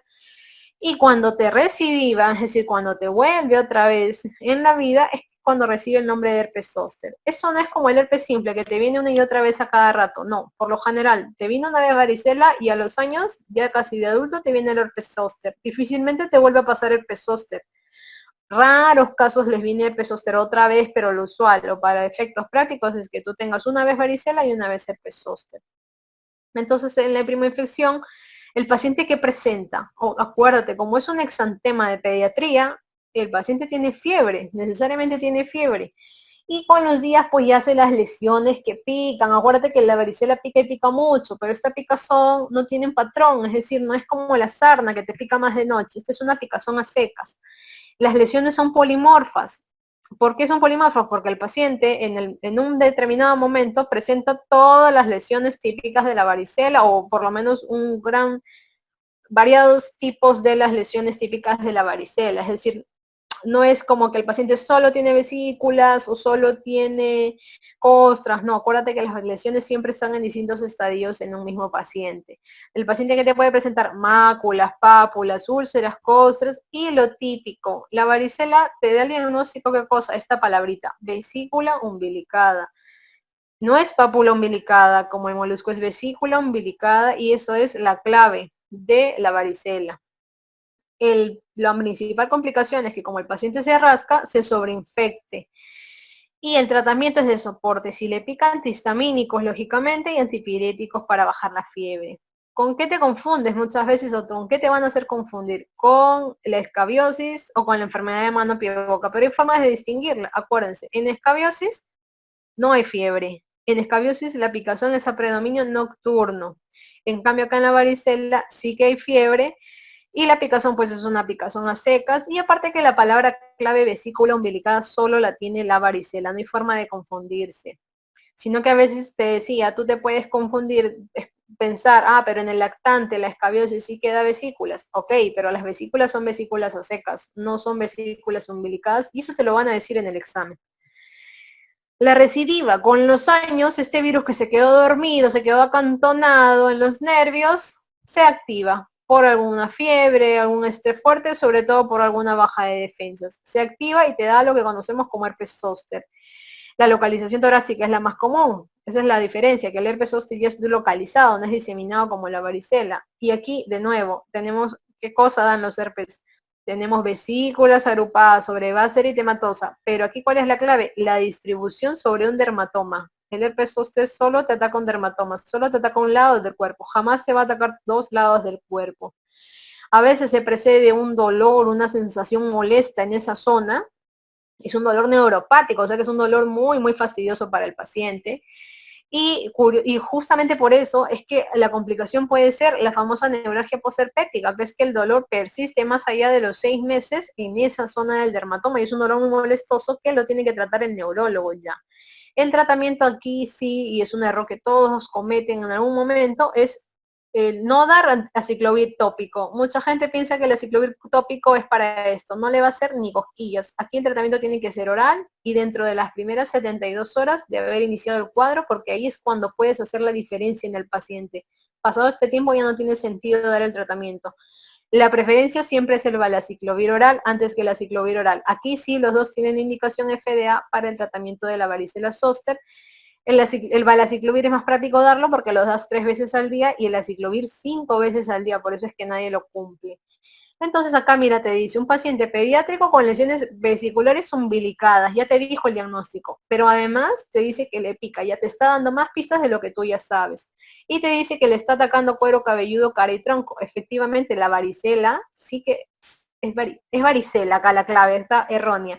La varicela sí que ataca cuero cabelludo y siempre que tú sospeches varicela, revisa el cuero cabelludo al paciente. Te aseguro que vas a encontrar las vesículas. No te olvides que la respuesta está aquí errónea. Acné y rosácea. Acné es la patología más frecuente que vemos en la consulta médica de dermatología. Y recuerda que el acné, pues no solamente el acné del adolescente, a veces uno piensa que solamente ahí te puede atacar y no. Ya se sabe que el acné ataca a todos los grupos etarios prácticamente. Hay acné neonatal, hay acné infantil, acné de la adolescencia, acné del adulto, en fin. Acuérdate que es una enfermedad inflamatoria del folículo pilosebáceo, que fue lo que hablamos en un inicio, y la etiología es multifactorial. Entonces hay muchas cosas que tienen o que te juegan en contra para tener acné. La genética, una de las cosas más importantes y que no podemos controlar lamentablemente. Si papá o mamá tuvo acné, el acné que tú puedas tener, lo vas a tener incluso de forma más severa, así que hay que tratarte pronto. El estrés, ya sabemos que el estrés aumenta los corticoides, el cortisol, y esto aumenta la secreción de los andrógenos también de alguna manera, y todo en su conjunto da un estado inflamatorio que da más acné. Hormonal, por supuesto, pacientes que tienen, por ejemplo, una alteración con los andrógenos, es decir, que lo tengan en exceso, recuerda que van a formar acné. Y, por ejemplo, ¿quiénes tienen hiperandrogenismo? Las mujeres con ovario poliquístico, aquellos pacientes con pubertad precoz, aquellos pacientes por ahí con infertilidad, o aquellos pacientes que tengan una alopecia que denominamos nosotros androgenética, son más susceptibles de tener un acné.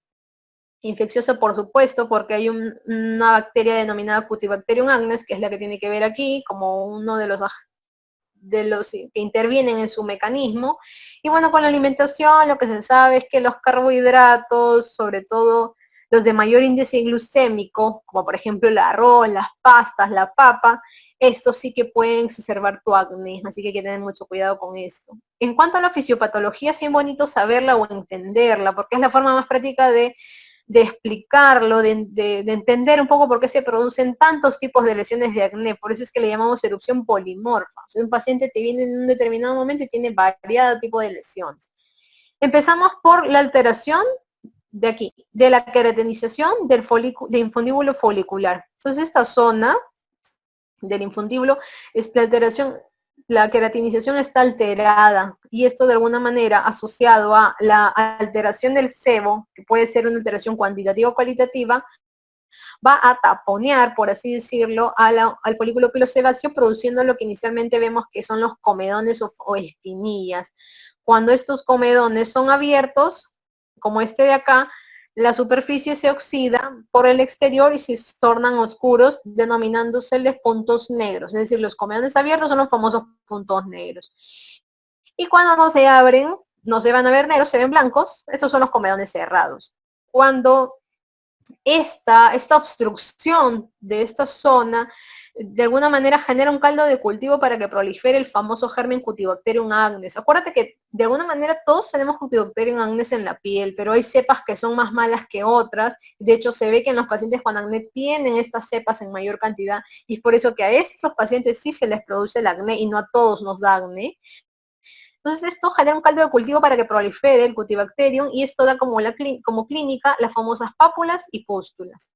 Y finalmente, esta proliferación de este germen atrae todas las células inflamatorias, generando, valga la redundancia, una gran inflamación que se traduce clínicamente como nódulos y quistes. Entonces, todo este proceso está pues alterado en el acné.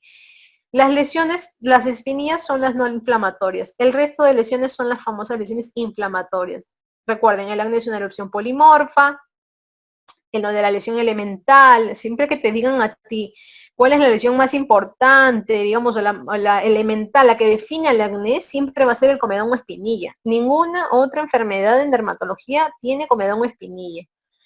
¿Dónde lo ubicas? En áreas sebáceas, por ejemplo, en la cara, lo puedes ver en la espalda, los hombros, región centrotorácica. Mira que el acné no es solo de cara. Y lo importante es un poco reconocerlo, ¿no? Por ejemplo, este acné que es de predominio de comedones o espinillas se le denomina leve, entre comillas.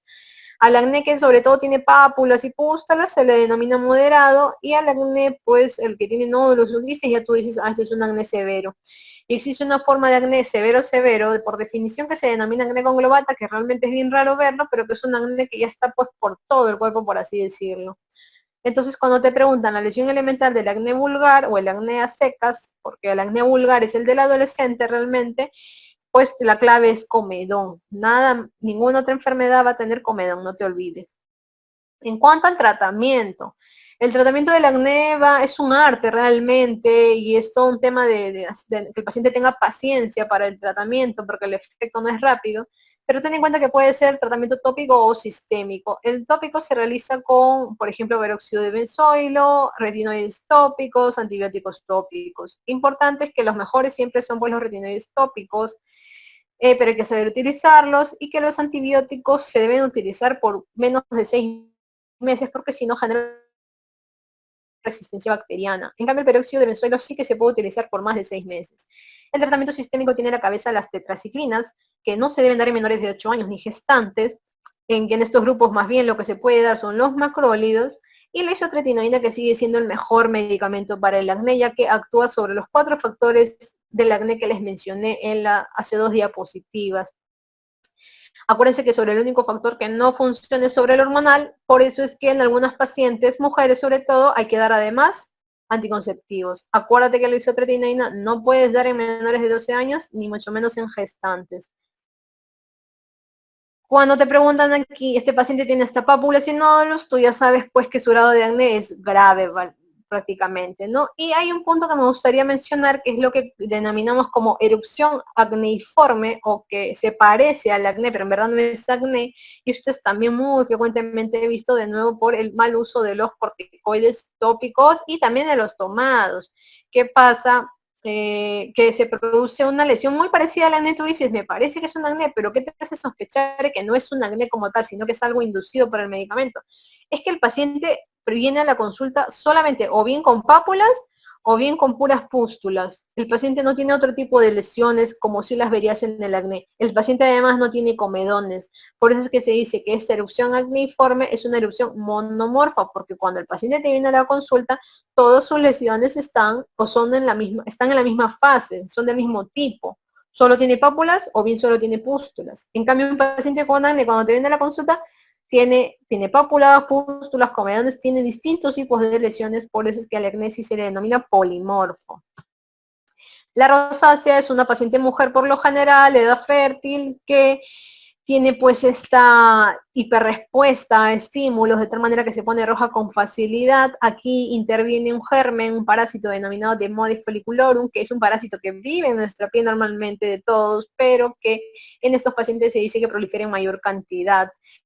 Los síntomas que el paciente presenta generalmente son respuesta o se empeoran cada vez que hay estos estímulos, como los que aquí menciono. ¿Y qué presenta la paciente? Pues presenta flushing, que es esa rojez que viene y que va, cuperosis, que es una rojez permanente, telangiectasias, que son las dilataciones vasculares, como las que podemos ver aquí, unos pequeños vasitos dilatados, y también puede tener pápulas y pústulas, y eso te genera la confusión con que el paciente tiene acné o rosácea o qué. Pero la clave es que la paciente con rosácea nunca va a tener comedones, así que eso te va a dar a ti el diagnóstico. Y la ubicación, pues típicamente es centrofacial. Existen otros múltiples tipos de rosácea. Lo que tienes que saber es que la fimatosa es la más frecuente, no, perdón, la más frecuente, sino que más se ve en hombres, y que es una rosácea en la que proliferan los tejidos, especialmente el de la nariz. Es muy deformante, entonces hay que tener mucho cuidado. Por eso es que acá cuando te preguntan, una mujer de 40 años tiene lesiones que se exacerban con algunas comidas y tensión emocional, eso es bien típico de rosácea, tú tienes que marcar que es rosácea.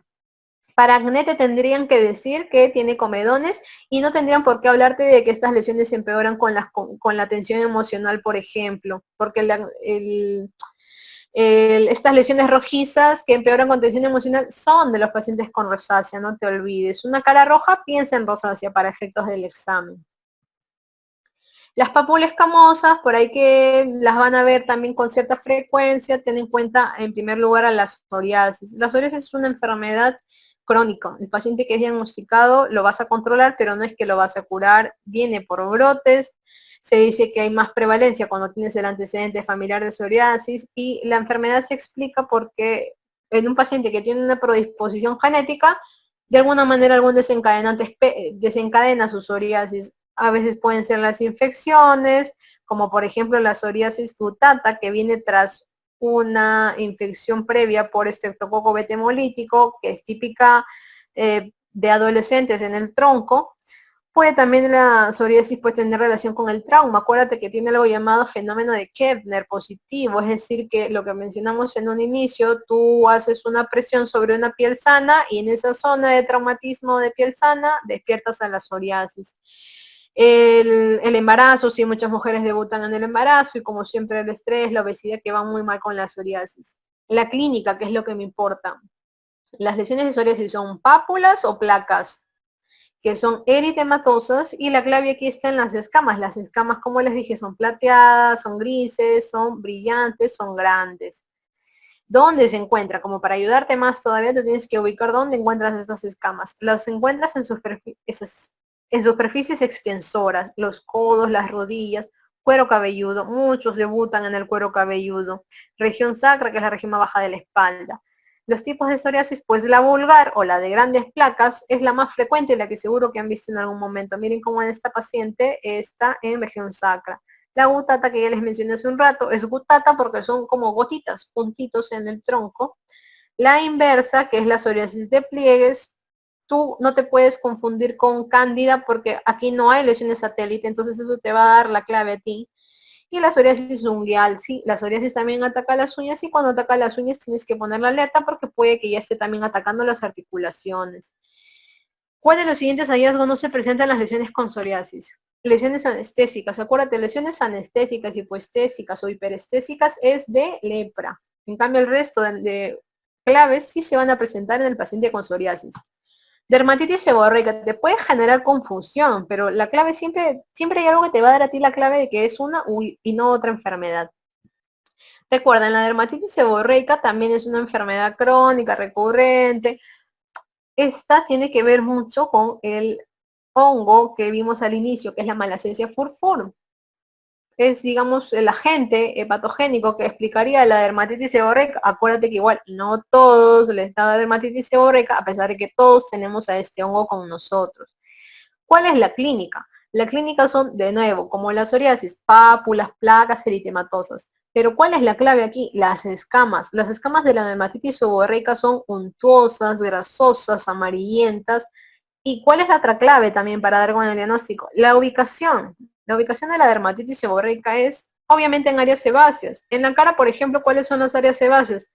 Supraciliar, glabela, surcos nasogenianos, detrás de la oreja, en el pecho, en la espalda, y también puede dar en el cabello. Lo que conocemos como caspa es realmente a veces algunos lo consideran como una dermatitis seborreica leve incluso. Pero lo importante es saber identificar el tipo de lesión según la enfermedad. Y ahora, si a ti te preguntan a quiénes ataca o quiénes da dermatitis seborreica, hay un grupo inicial que es en la infancia, que es los bebés de 2 o 3 meses de vida, que pueden tener una dermatitis seborreica predominantemente ¿dónde? Es en cuero cabelludo. Las lesiones siempre te van a decir que es en cuero cabelludo, comúnmente se le conoce como costra láctea. Y esto es casi fisiológico, se dice que es por el paso de las hormonas de la mamá a los recién nacidos, por eso es que a los 3 meses se va. En cambio hay otro pico en la adolescencia con todo esto de la pubertad y otra vez el pico en la adultez, que es justamente el paciente, por ejemplo, que está acá. Entonces a ti te preguntan justo y eso ha venido 2 veces, un lactante que tiene en el cuero cabelludo una costra láctea, pues es una dermatitis seborreica del lactante. Pitiriasis rosada de Gilbert o de Gilbert es una enfermedad autolimitada, así como viene se va, no se sabe la gente. Lo que importa aquí es la clínica. Para ubicarnos un poquitito, la lesión inicial, porque tiene dos fases, una lesión inicial única y luego múltiples lesiones. La lesión inicial, que lo conocen como medallón heráldico, se le conoce, es típicamente una placa eritematosa, pero que tiene un collar descamativo central. Es como si fuera un huevo frito, ¿verdad? Entonces a eso se le llama medallón heráldico, típicamente siempre afecta al tronco esta enfermedad, y esto se produce por una semana aproximadamente, y a los días se van a producir, digamos, lesiones diseminadas por todo el tronco, muy similares a esta, pero en chiquitito. Esta es la única grande, la inicial. Y van a tener una distribución en la espalda que se le denomina distribución en árbol de Navidad. Esta enfermedad es importante diagnosticarla, pero sobre todo hay que alertarnos por si fueron, por ejemplo, un paciente de riesgo, porque a veces esta enfermedad se parece a un secundarismo sifilítico y a veces sí conviene hacer test de sífilis en los pacientes. Así como viene se va, no merita mayor tratamiento realmente. En los eczemas, recuerda, a veces usamos indistintamente eczemas y dermatitis, pero realmente no es correcto porque no es necesariamente lo mismo, pero no está mal que lo utilices indistintamente. Dermatitis es una inflamación cualquiera que se da en la piel, así, de simple. Pero eczemas ya viene a ser algo más. Eczemas significa en realidad que hierve. Eczemas son un grupo de enfermedades que tienen una clínica muy parecida. Todas tienen los eczemas, valga la redundancia, y estos eczemas son sinónimo de que son lesiones que pican. Pero la causa que produce a cada eczema en el contexto de cada enfermedad, pues es variado. Entonces tú cuando hablas de eczemas, pues hablas de distintas fases. Eczema en verdad no tiene una clínica tan específica como para describirlo. Algunos dicen que es una lesión rojiza con escamas, por eso es que no se suele hacer énfasis en eso, sino más bien lo que se hace énfasis es en el estadio del eczema. Un eczema cuando es agudo es una lesión que te está picando y que además es roja, está inflamada, tiene vesículas, exuda, llora. Nosotros decimos como que llora. Y en la contraparte, porque no me importa tanto esta, el eczema crónico es una lesión que ya, como es crónica, se secó, ya la picazón pues igual te puede seguir molestando, pero ya ha sido tanto tiempo que te has estado rascando porque te picaba este eczema que ya la lesión se engrosó. Acuérdate que la liquenificación es algo que hablamos en un inicio. Puedes haberte fisurado, te puede estar doliendo, puedes haber formado escamas. Entonces, esto es un poquito para guiarte y entrar a la causa más, o la enfermedad en la que más vemos eczemas, que es la dermatitis atópica. Acuérdate que estos niños nacen con una alteración en su barrera cutánea que pues hace que tengan una piel muy seca, muy susceptible a ser transgredida por algunos gérmenes como los que están acá, por ejemplo. ¿Y cuál es la clínica? ¿Cómo voy con el diagnóstico de estos pacientes? Tiene 4 criterios mayores. Es una enfermedad que es crónica y que viene a brotes. El síntoma clave, como toda enfermedad eczematosa, pues prurito, un prurito a secas. Nuevamente, no te estoy diciendo un prurito que es a predominio nocturno. Tiene una morfología que es bien típica, es decir, tiene eczemas que pueden ser agudos o agudos crónicos, como lo mencionamos hace un ratito, y tiene una distribución característica, que es lo que veremos en la siguiente diapositiva. Y además te van a mencionar probablemente el antecedente de atopia. Estos niños, porque sobre todo son niños, van a tener el antecedente personal o familiar de atopia. Ellos o los familiares pueden haber tenido asma, pueden haber tenido rinitis alérgica, por ejemplo. ¿Y qué es atopia? La predisposición a padecer estas enfermedades en donde hay intervención de esta inmunoglobulina E. Se habla de algo llamado marcha atópica. Estos niños pasan por distintas enfermedades en uno u otro momento de su vida. Estos niños a veces, no es la regla, pero un grupo de niños pasa por esto, por el de dermatitis atópica, hacen alergia alimentaria, con los años hacen rinitis y terminan haciendo asma. Se dice que a veces la alergia alimentaria también, o sea, para colmo de males, empeora su dermatitis atópica. Entonces tienen que ser niños muy bien cuidados. Pero ¿qué me importa mucho para ubicarlo, para identificarlo? Pues la clínica. Y la clínica es importante tanto en el lactante como en el escolar y adulto. En el lactante es bien típico que estos eczemas se vayan a ubicar en las mejillas sobre todo. Se dice que puede afectar incluso toda la cara, pero con un típico respeto del triángulo este de acá, nasogeniano. Siempre, siempre un niño está ahí que se pica, que le pica, que se está rascando, mejilla, tú piensas en dermatitis atópica, es bien frecuente esto. En cambio, en el niño ya más grande, en el escolar o incluso en el adulto, estos eczemas, ¿dónde se van a ubicar? Flexura anterior de codo, fosa poplitea. Es bien típico que el papá o el niño te refiere a que ahí es donde le están picando los eczemas. Como tienen una barrera cutánea entera, tienes que hidratarlos, usar cosas suaves, usar corticoides también. Hay que desinflamar. Generalmente, como las eczemas son enfermedades en donde hay picazón, hay inflamación, tienes que usar corticoides para desinflamarlos. Como les pica a estos niños, pues le puedes dar antihistamínicos sistémicos. Acuérdate que los tópicos no se dan. Y si hay sobreinfección, porque les puede pasar, se les da antibióticos. Te presentan aquí un niño que tiene lesiones en flexura de brazo. O sea, probablemente te estén hablando de flexura anterior de codo y además en las piernas y que además le pica. ¿Cuál es el diagnóstico? Pues dermatitis atópica. ¿Por qué no sería sarna, por ejemplo? La ubicación. Ya te está diciendo que este niño tiene lesiones en flexura de brazo y pierna. O sea, ya te ubicó dónde. La sarna es indistinta, te puede atacar cualquier parte. Pero acuérdate que igual te di algunas zonas frecuentes, como por ejemplo los espacios interdigitales de manos, ¿no? Aparte, la dermatitis atópica tiene un prurito o picazón a secas. En ningún momento te he dicho que el prurito es predominio nocturno, por ejemplo. Si te van a querer, que marques sarna, probablemente te van a dar más datos para que te orientes a sarna. Y esto definitivamente no lo es. Así que no hay que confundirse. Otros eczemas son los famosos eczemas de contacto irritativo o alérgico, que es lo que estamos probablemente viendo en estos días bastante, con el lavado frecuente de jabón y usando el jabón incorrecto. El eczema de contacto irritativo se debe a que tú formas eczemas en la zona directa en donde estuvo el contacto con el producto que te irritó. En cambio, en el eczema de contacto alérgico, digamos que el eczema no se produce necesariamente en la zona donde tuviste contacto con el producto, sino que se te puede producir a distancia.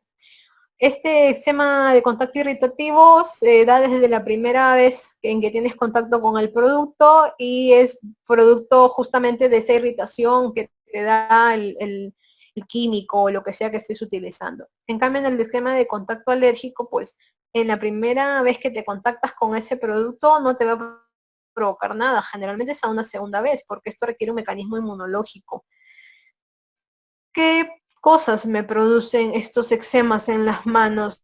Estos eczemas de aquí, por ejemplo. Lo más común es que los jabones, el detergente, te irriten las manos. A esto se le llama el eczema de contacto irritativo o el eczema del ama de casa. Eso es lo que estamos viendo todos estos días, las famosas manos secas, que todo el mundo piensa que es hongo, pero que en realidad es un eczema, una irritación, porque estamos utilizando productos muy fuertes.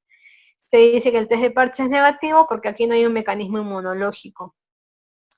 En la contraparte, el eczema de contacto alérgico, que es menos frecuente que el irritativo, cuando se produce por el níquel, por ejemplo, cuando usas aretes de fantasía, da más frecuentemente en las mujeres. Es la principal causa en mujeres. Y en los varones, el principal causante es el cromo, el del cemento, por ejemplo. Aquí se dice que el test de parche es positivo. El test de parche es un examen en donde colocamos sustancias tópicas sobre la espalda del paciente, pueden ser hasta unas 50 sustancias, se le tapa o se le ocluye todo eso de esas sustancias sobre la piel del paciente y se ve a los días cómo es que el paciente reacciona al contacto con esas sustancias.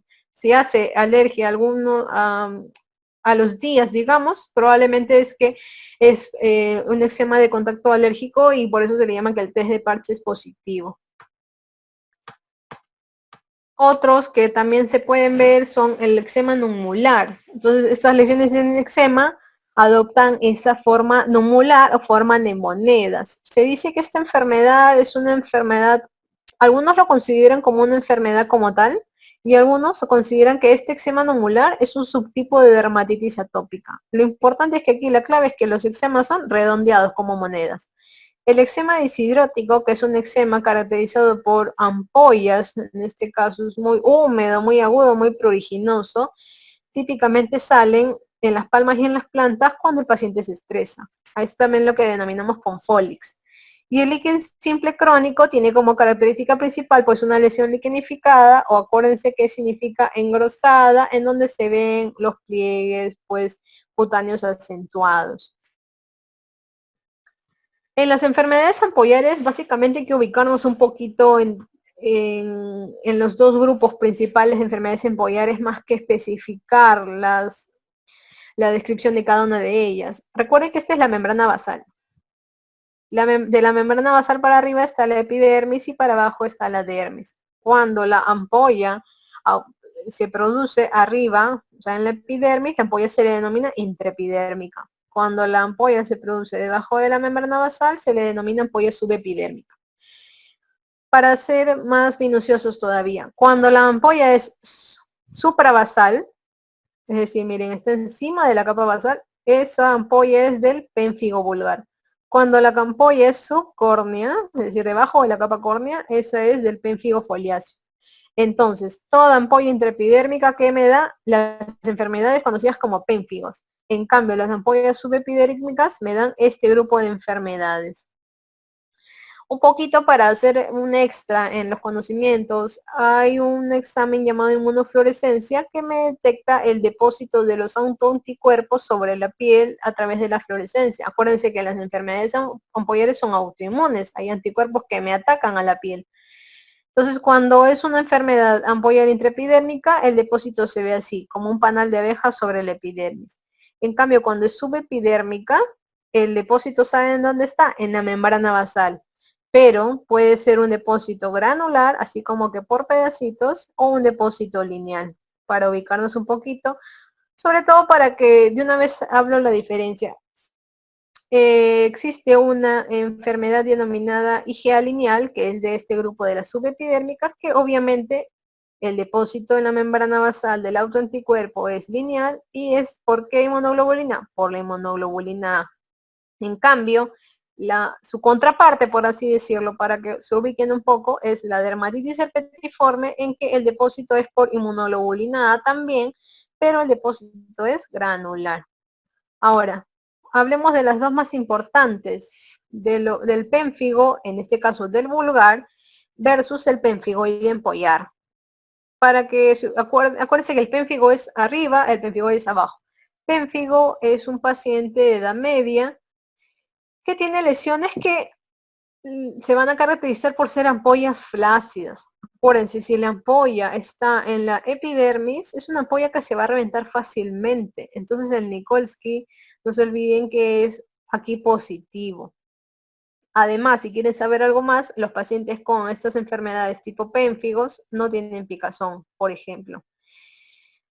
A la par, el paciente con pénfigoide empollar es un paciente anciano. La clínica, acuérdense que la ampolla en el pénfigoide empollar está debajo de la membrana basal. Entonces es una ampolla que no es flácida, sino que es densa, porque justamente esa membrana basal actúa como una especie de techo que impide que esa ampolla se rompa tan fácilmente. Por eso es que también estos pacientes, cuando tú les haces Nikolsky, aquí no se revienta nada, la piel no se separa, digamos, en ningún lado, cuando tú haces la presión tangencial, y el Nikolsky aquí es negativo. En los pénfigoides característicamente sí hay picazón. Ahora, si quieres ubicarte en la histología, no te olvides que la ampolla es intraepidérmica en el pénfigo vulgar, sobre todo es suprabasal, y en el pénfigoide empollar la ampolla es subepidérmica. La inmunofluorescencia directa, miren lo que les mencioné hace un ratito, en el pénfigo es así como la de un panal de abejas, y en el pénfigoide es también lineal, como les mencioné hace un rato de la IgA lineal. Pero aquí la inmunoglobulina no es IgA, sino es IgG. Tumores de piel, para que recuerden, porque puede que lo vean, las lesiones vasculares son las más fáciles de identificar. Aquí tenemos a las malformaciones vasculares, específicamente lo que denominamos en dermatología malformación capilar, que es esto de acá, y los tumores vasculares o hemangiomas, que es esto de acá. Entonces, para que no nos confundamos, la malformación vascular, que es lo que, por ejemplo, conocemos aquí como mancha de vino Oporto, la malformación es una se dice que está presente al nacer, pues sí, el niño desde que nace tú ya lo vas a ver con esta manchita. En cambio, el tumor vascular, el niño cuando nace tiene esto, no, para nada, el niño nace sin nada. En el caso de la malformación vascular, ¿involuciona en la infancia? No, lamentablemente esto no se va solo nunca. Esto, en cambio, involuciona en la infancia, sí. A pesar de que inicialmente se ve catastrófico, pues sí que involuciona con los años. Obviamente tienes que ayudarlo, porque si dejas que involucione solo, va a dejar tremenda piel dilatada y distendida, lógicamente. El crecimiento de la malformación vascular, es decir, de esto, es a la par con el niño. El niño va creciendo poco a poco y la lesión va creciendo poco a poco de igual forma. En cambio acá, el crecimiento es aparatoso durante los primeros 6 meses y luego empieza su resolución lenta con los años. La anatomía patológica, en este de acá, como se llama malformación vascular, su mismo nombre lo dice, cuando tú haces una histología, los vasos de aquí están mal formados. En cambio, si tú a esto le haces una histología, los vasos de aquí son normales, solo que han proliferado en cantidad. La clínica, esto es una mancha rojo-violácea y esto es una tumoración angiomatosa, le llamamos nosotros, porque es vascular, tumoración que es bien rojo fresa incluso. Cuando esta malformación vascular está en la carita, que es por ejemplo lo que vemos acá más frecuentemente, puede estar dentro del contexto de algo llamado síndrome de Sturge-Weber. Y a esta manchita le llamamos pues mancha en vino porto. Cuando hay que descartar cuando el paciente tiene esta lesión en la carita que tenga un síndrome de Sturge-Weber porque puede haber compromiso ocular y compromiso del cerebro. Así que hay que tenerlo muy en cuenta. Esto de acá se puede asociar a un síndrome, que igual esto es más de especialidad, pero sepan que existe un síndrome llamado síndrome de Faces, así como rostro en inglés, así. Cáncer de piel no melanoma. Recuerden que el vasocelular y el epidermoide son los dos representantes del cáncer de piel no melanoma. El primero, el vasocelular, es el más frecuente de todos los cánceres de piel, incluyendo al melanoma en este grupo incluso. Y el carcinoma epidermoide es el segundo cáncer de piel más frecuente. El origen de este primer cáncer son las células basales y la ubicación es en áreas expuestas al sol solamente, porque aquí el único culpable de que se produzca este cáncer es el sol. En el epidermoide, las células en las que se origina pues son las células queratinizantes y la ubicación es tanto áreas expuestas como no expuestas al sol, porque a veces no solo el sol es el culpable, también se puede decir que estados de inmunosupresión, BPH, por ejemplo. La afectación, ¿dónde es? Cuando el carcinoma basicelular asienta o se origina en la piel, siempre se origina sobre una piel sana. En cambio, el epidermoide se origina o bien sobre una piel lesionada previamente, por ejemplo, una cicatriz. Estos pacientes que han tenido cicatrices por quemadura, por eso es que a los años hay que hacerles chequeos porque pueden hacer epidermoides. O asientan también los epidermoides sobre lesiones premalignas, típicamente las queratosis actínicas. El vasocelular no ataca mucosas y su invasión es local, solo en el lugar molesta, por así decirlo. En cambio, el epidermoide sí que ataca mucosas, por ejemplo, el pene, por ejemplo, la boca, y la invasión es a distancia, dispara metástasis, por lo cual no es tan bonito que digamos. El tratamiento básicamente es quirúrgico. Si en algún momento les quieren preguntar de la clínica es muy variada en los cánceres, por eso es que no va a ser algo tan fácil de preguntar. Sin embargo, típicamente el vasocelular tiene por lo general una clínica como esta. Una pápula, placa o nódulo incluso así medio perlado, nacarado, que tiene unas pequeñas dilataciones superficiales. Eso puede estar hablándote a ti de un vaso celular, más aún si te dan la pista de que es en un paciente adulto, mayor, que ha sido expuesto al sol muchos años de su vida, por ejemplo. El melanoma maligno es el cáncer de piel más letal, es el que mata. Entonces hay que tenerle miedo sí o sí. El origen son los melanocitos y también se puede ubicar en áreas fotoexpuestas, sino expuestas al sol. Aquí hay mucho también de genética, o sea, si tu familiar lo tuvo, tú también lo puedes tener. La piel afectada, ¿cuál es la más frecuente? Lo más frecuente es que el melanoma aparezca sobre una piel sana, así de la nada. Cuando a veces asienta sobre una lesión preexistente, puede asentar sobre un lunar con nevus displásico, o sea, que está alterado en algo, o sobre un lunar congénito gigante, es decir, hay pacientes que nacen con lunares grandes, y sobre ese lunar a los años puede hacerse un melanoma. ¿El melanoma puede atacar las mucosas? Pues sí, hay un melanoma de uvea. Y la invasión es, primero crece a lo horizontal, luego crece a lo vertical, luego crece hacia ganglio regional y luego dispara metástasis a distancia como al cerebro y al pulmón. El tratamiento es variadísimo. ¿Qué me importa del melanoma? El índice de Breslow, que ha sido preguntado, recuerden, es un índice para que nos da el pronóstico del paciente. El Breslow es la profundidad que tiene el melanoma. Mientras más profundo, es más catastrófico el pronóstico del paciente, lógicamente. En cuanto a los tipos, a nivel mundial, el melanoma de extensión superficial es el más frecuente, pero lo cierto es que en Perú el melanoma acral es lo más visto, que es el melanoma de los pies y las manos, que son zonas que por lo general la gente no se revisa. Urticaria y angioedema. Urticaria es sinónimo de ronchas o abones. Acuérdense que esto es lesiones evanescentes que pican, pero que duran menos de 24 horas, o sea, antes ya se tienen que haber desaparecido. Se deben a un edema de la dermis superficial y la más común es la urticaria espontánea, que puede ser la urticaria aguda, que seguro en algún momento hemos tenido o hemos visto. Se le dice aguda porque las lesiones que vienen y van una y otra vez le molestan al paciente por un tiempo menor a 6 semanas. Luego de eso ya el paciente se recuperó, si es que no es antes. En cambio, la urticaria es crónica cuando el paciente está con estas ronchas que van y que vienen por un tiempo más de 6 semanas. Imagínense lo terrible que es esto. En el caso de la aguda, que es la más frecuente, es la típica urticaria de los niños y jóvenes tras un resfriado, tras una diarrea, tras un alimento nuevo o un medicamento nuevo.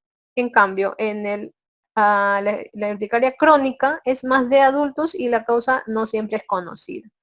Existe otro tipo de urticaria muy conocido denominado dermografismo. ¿Qué es esto de acá? Tú presionas la piel sana, haces un trauma y lo que provocas es una roncha. Esta es la clínica típica de estos pacientes. Como esto es histamino dependiente porque hay degranulación de los mastocitos, el tratamiento es antihistamínicos y puedes o no darle además corticoides al paciente. El angioedema puede acompañar a la urticaria o puede aparecer de forma aislada. Esto ya es un edema ya de dermis profundo y subcutáneo y aquí no, el síntoma no es que pique como la urticaria, aquí es más el dolor porque hay una inflamación que puede atacar alrededor de los ojos, alrededor de los labios o alrededor de la naringe constituyéndose en una emergencia. Por eso es que el tratamiento es con adrenalina. Entonces te preguntan un paciente de 52 años con lesiones abonosas diseminadas de evolución fugaz o evanescente, la clave pues es su urticaria aguda. Las reacciones a medicamentos. Antes se consideraba que el eritema multiforme también era una reacción al medicamento, pero ahora ya se le considera más que es causado por un herpes. Sin embargo, se sigue colocando en la clasificación de estas reacciones a medicamentos por su practicidad a la hora de compararlos. Para ubicarnos un poquito, el eritema multiforme es algo suave, que no requiere UCI. En cambio, estas dos de frente tenemos que saber que sí requieren UCI, sí o sí, porque el paciente está mal. ¿Qué pasa? La causa, eritema multiforme, herpes virus, Steven Johnson y necrólisis epidérmica tóxica. La causa o el culpable siempre es una droga, por lo general un antiepiléptico. ¿Cómo empieza el eritema multiforme? Si es que quieren un poquito ahondar ahí, pues se dice que empiezan las extremidades. En cambio, estos dos de aquí empiezan de forma axial, en cara y en tronco. El eritema multiforme tiene como clínica típica las famosas lesiones Diana o Target, que son estas aquí, que son lesiones que tienen 3 anillos concéntricos. En las lesiones cutáneas, en el Steven Johnson y en el NET o necrólisis epidérmica tóxica, pues son más inespecíficas, hay máculas eritematosas, purpúricas. El despegamiento se puede producir en las 3 entidades, es decir, hay un despegamiento cutáneo, la piel se despega, se separa. Sin embargo, en el eritema multiforme es de menos del 10%, pero en el Steven Johnson también es menos del 10%. En cambio, en el NET es de más del 30%. Entonces ustedes me dirían, pero ¿y el 10 al 30% cómo se le llama? Pues se le llama overlap, síndrome de Steven Johnson, necrólisis epidérmica tóxica. Para complicarnos un poquito la vida. El eritema multiforme pues es autolimitado y puede que comprometa las mucosas, puede comprometer sobre todo la boca. pero es un paciente estable, eso no se olviden, es un paciente que está tranquilo. En cambio, el Steven Johnson y el NET sí que o sí te compromete las mucosas, por lo general te compromete 2 mucosas, te compromete la boca, te compromete los ojos, la nariz, es terrible. Y acá como para que ya tú te encuadres en una u otra enfermedad, pues el eritema multiforme, típicamente entonces, ¿qué molesta? Solamente a la piel y a las mucosas, pero internamente el paciente está ok, por eso no necesita UCI. En cambio, en estos dos, el paciente, además de sus lesiones de piel, está mal, muy mal. Tiene compromiso sistémico, es como un gran quemado. Y miren, a veces es difícil definir cuándo es esto, porque el porcentaje no lo vas a estar midiendo, pero como el manejo es similar y sabes que el paciente está pero grave, lo tienes que manejar en una UCI. Pero miren el compromiso, el despegamiento que se puede producir en estos pacientes es terrible. Y bueno, con eso ya hemos culminado este breve repaso acerca de la introducción a la clínica, a qué patologías puede que ustedes vean con el día a día, y lo más importante pues es que si bien dermatología es una especialidad muy visual, hay palabritas clave de cada enfermedad, de cada lesión que ustedes pueden identificar a la hora de verlas y así entrenar poco a poco la vista. Así que les dejo mis redes sociales para que por cualquier cosa me puedan contactar si tuvieran alguna duda acerca de la clase. Muchas gracias.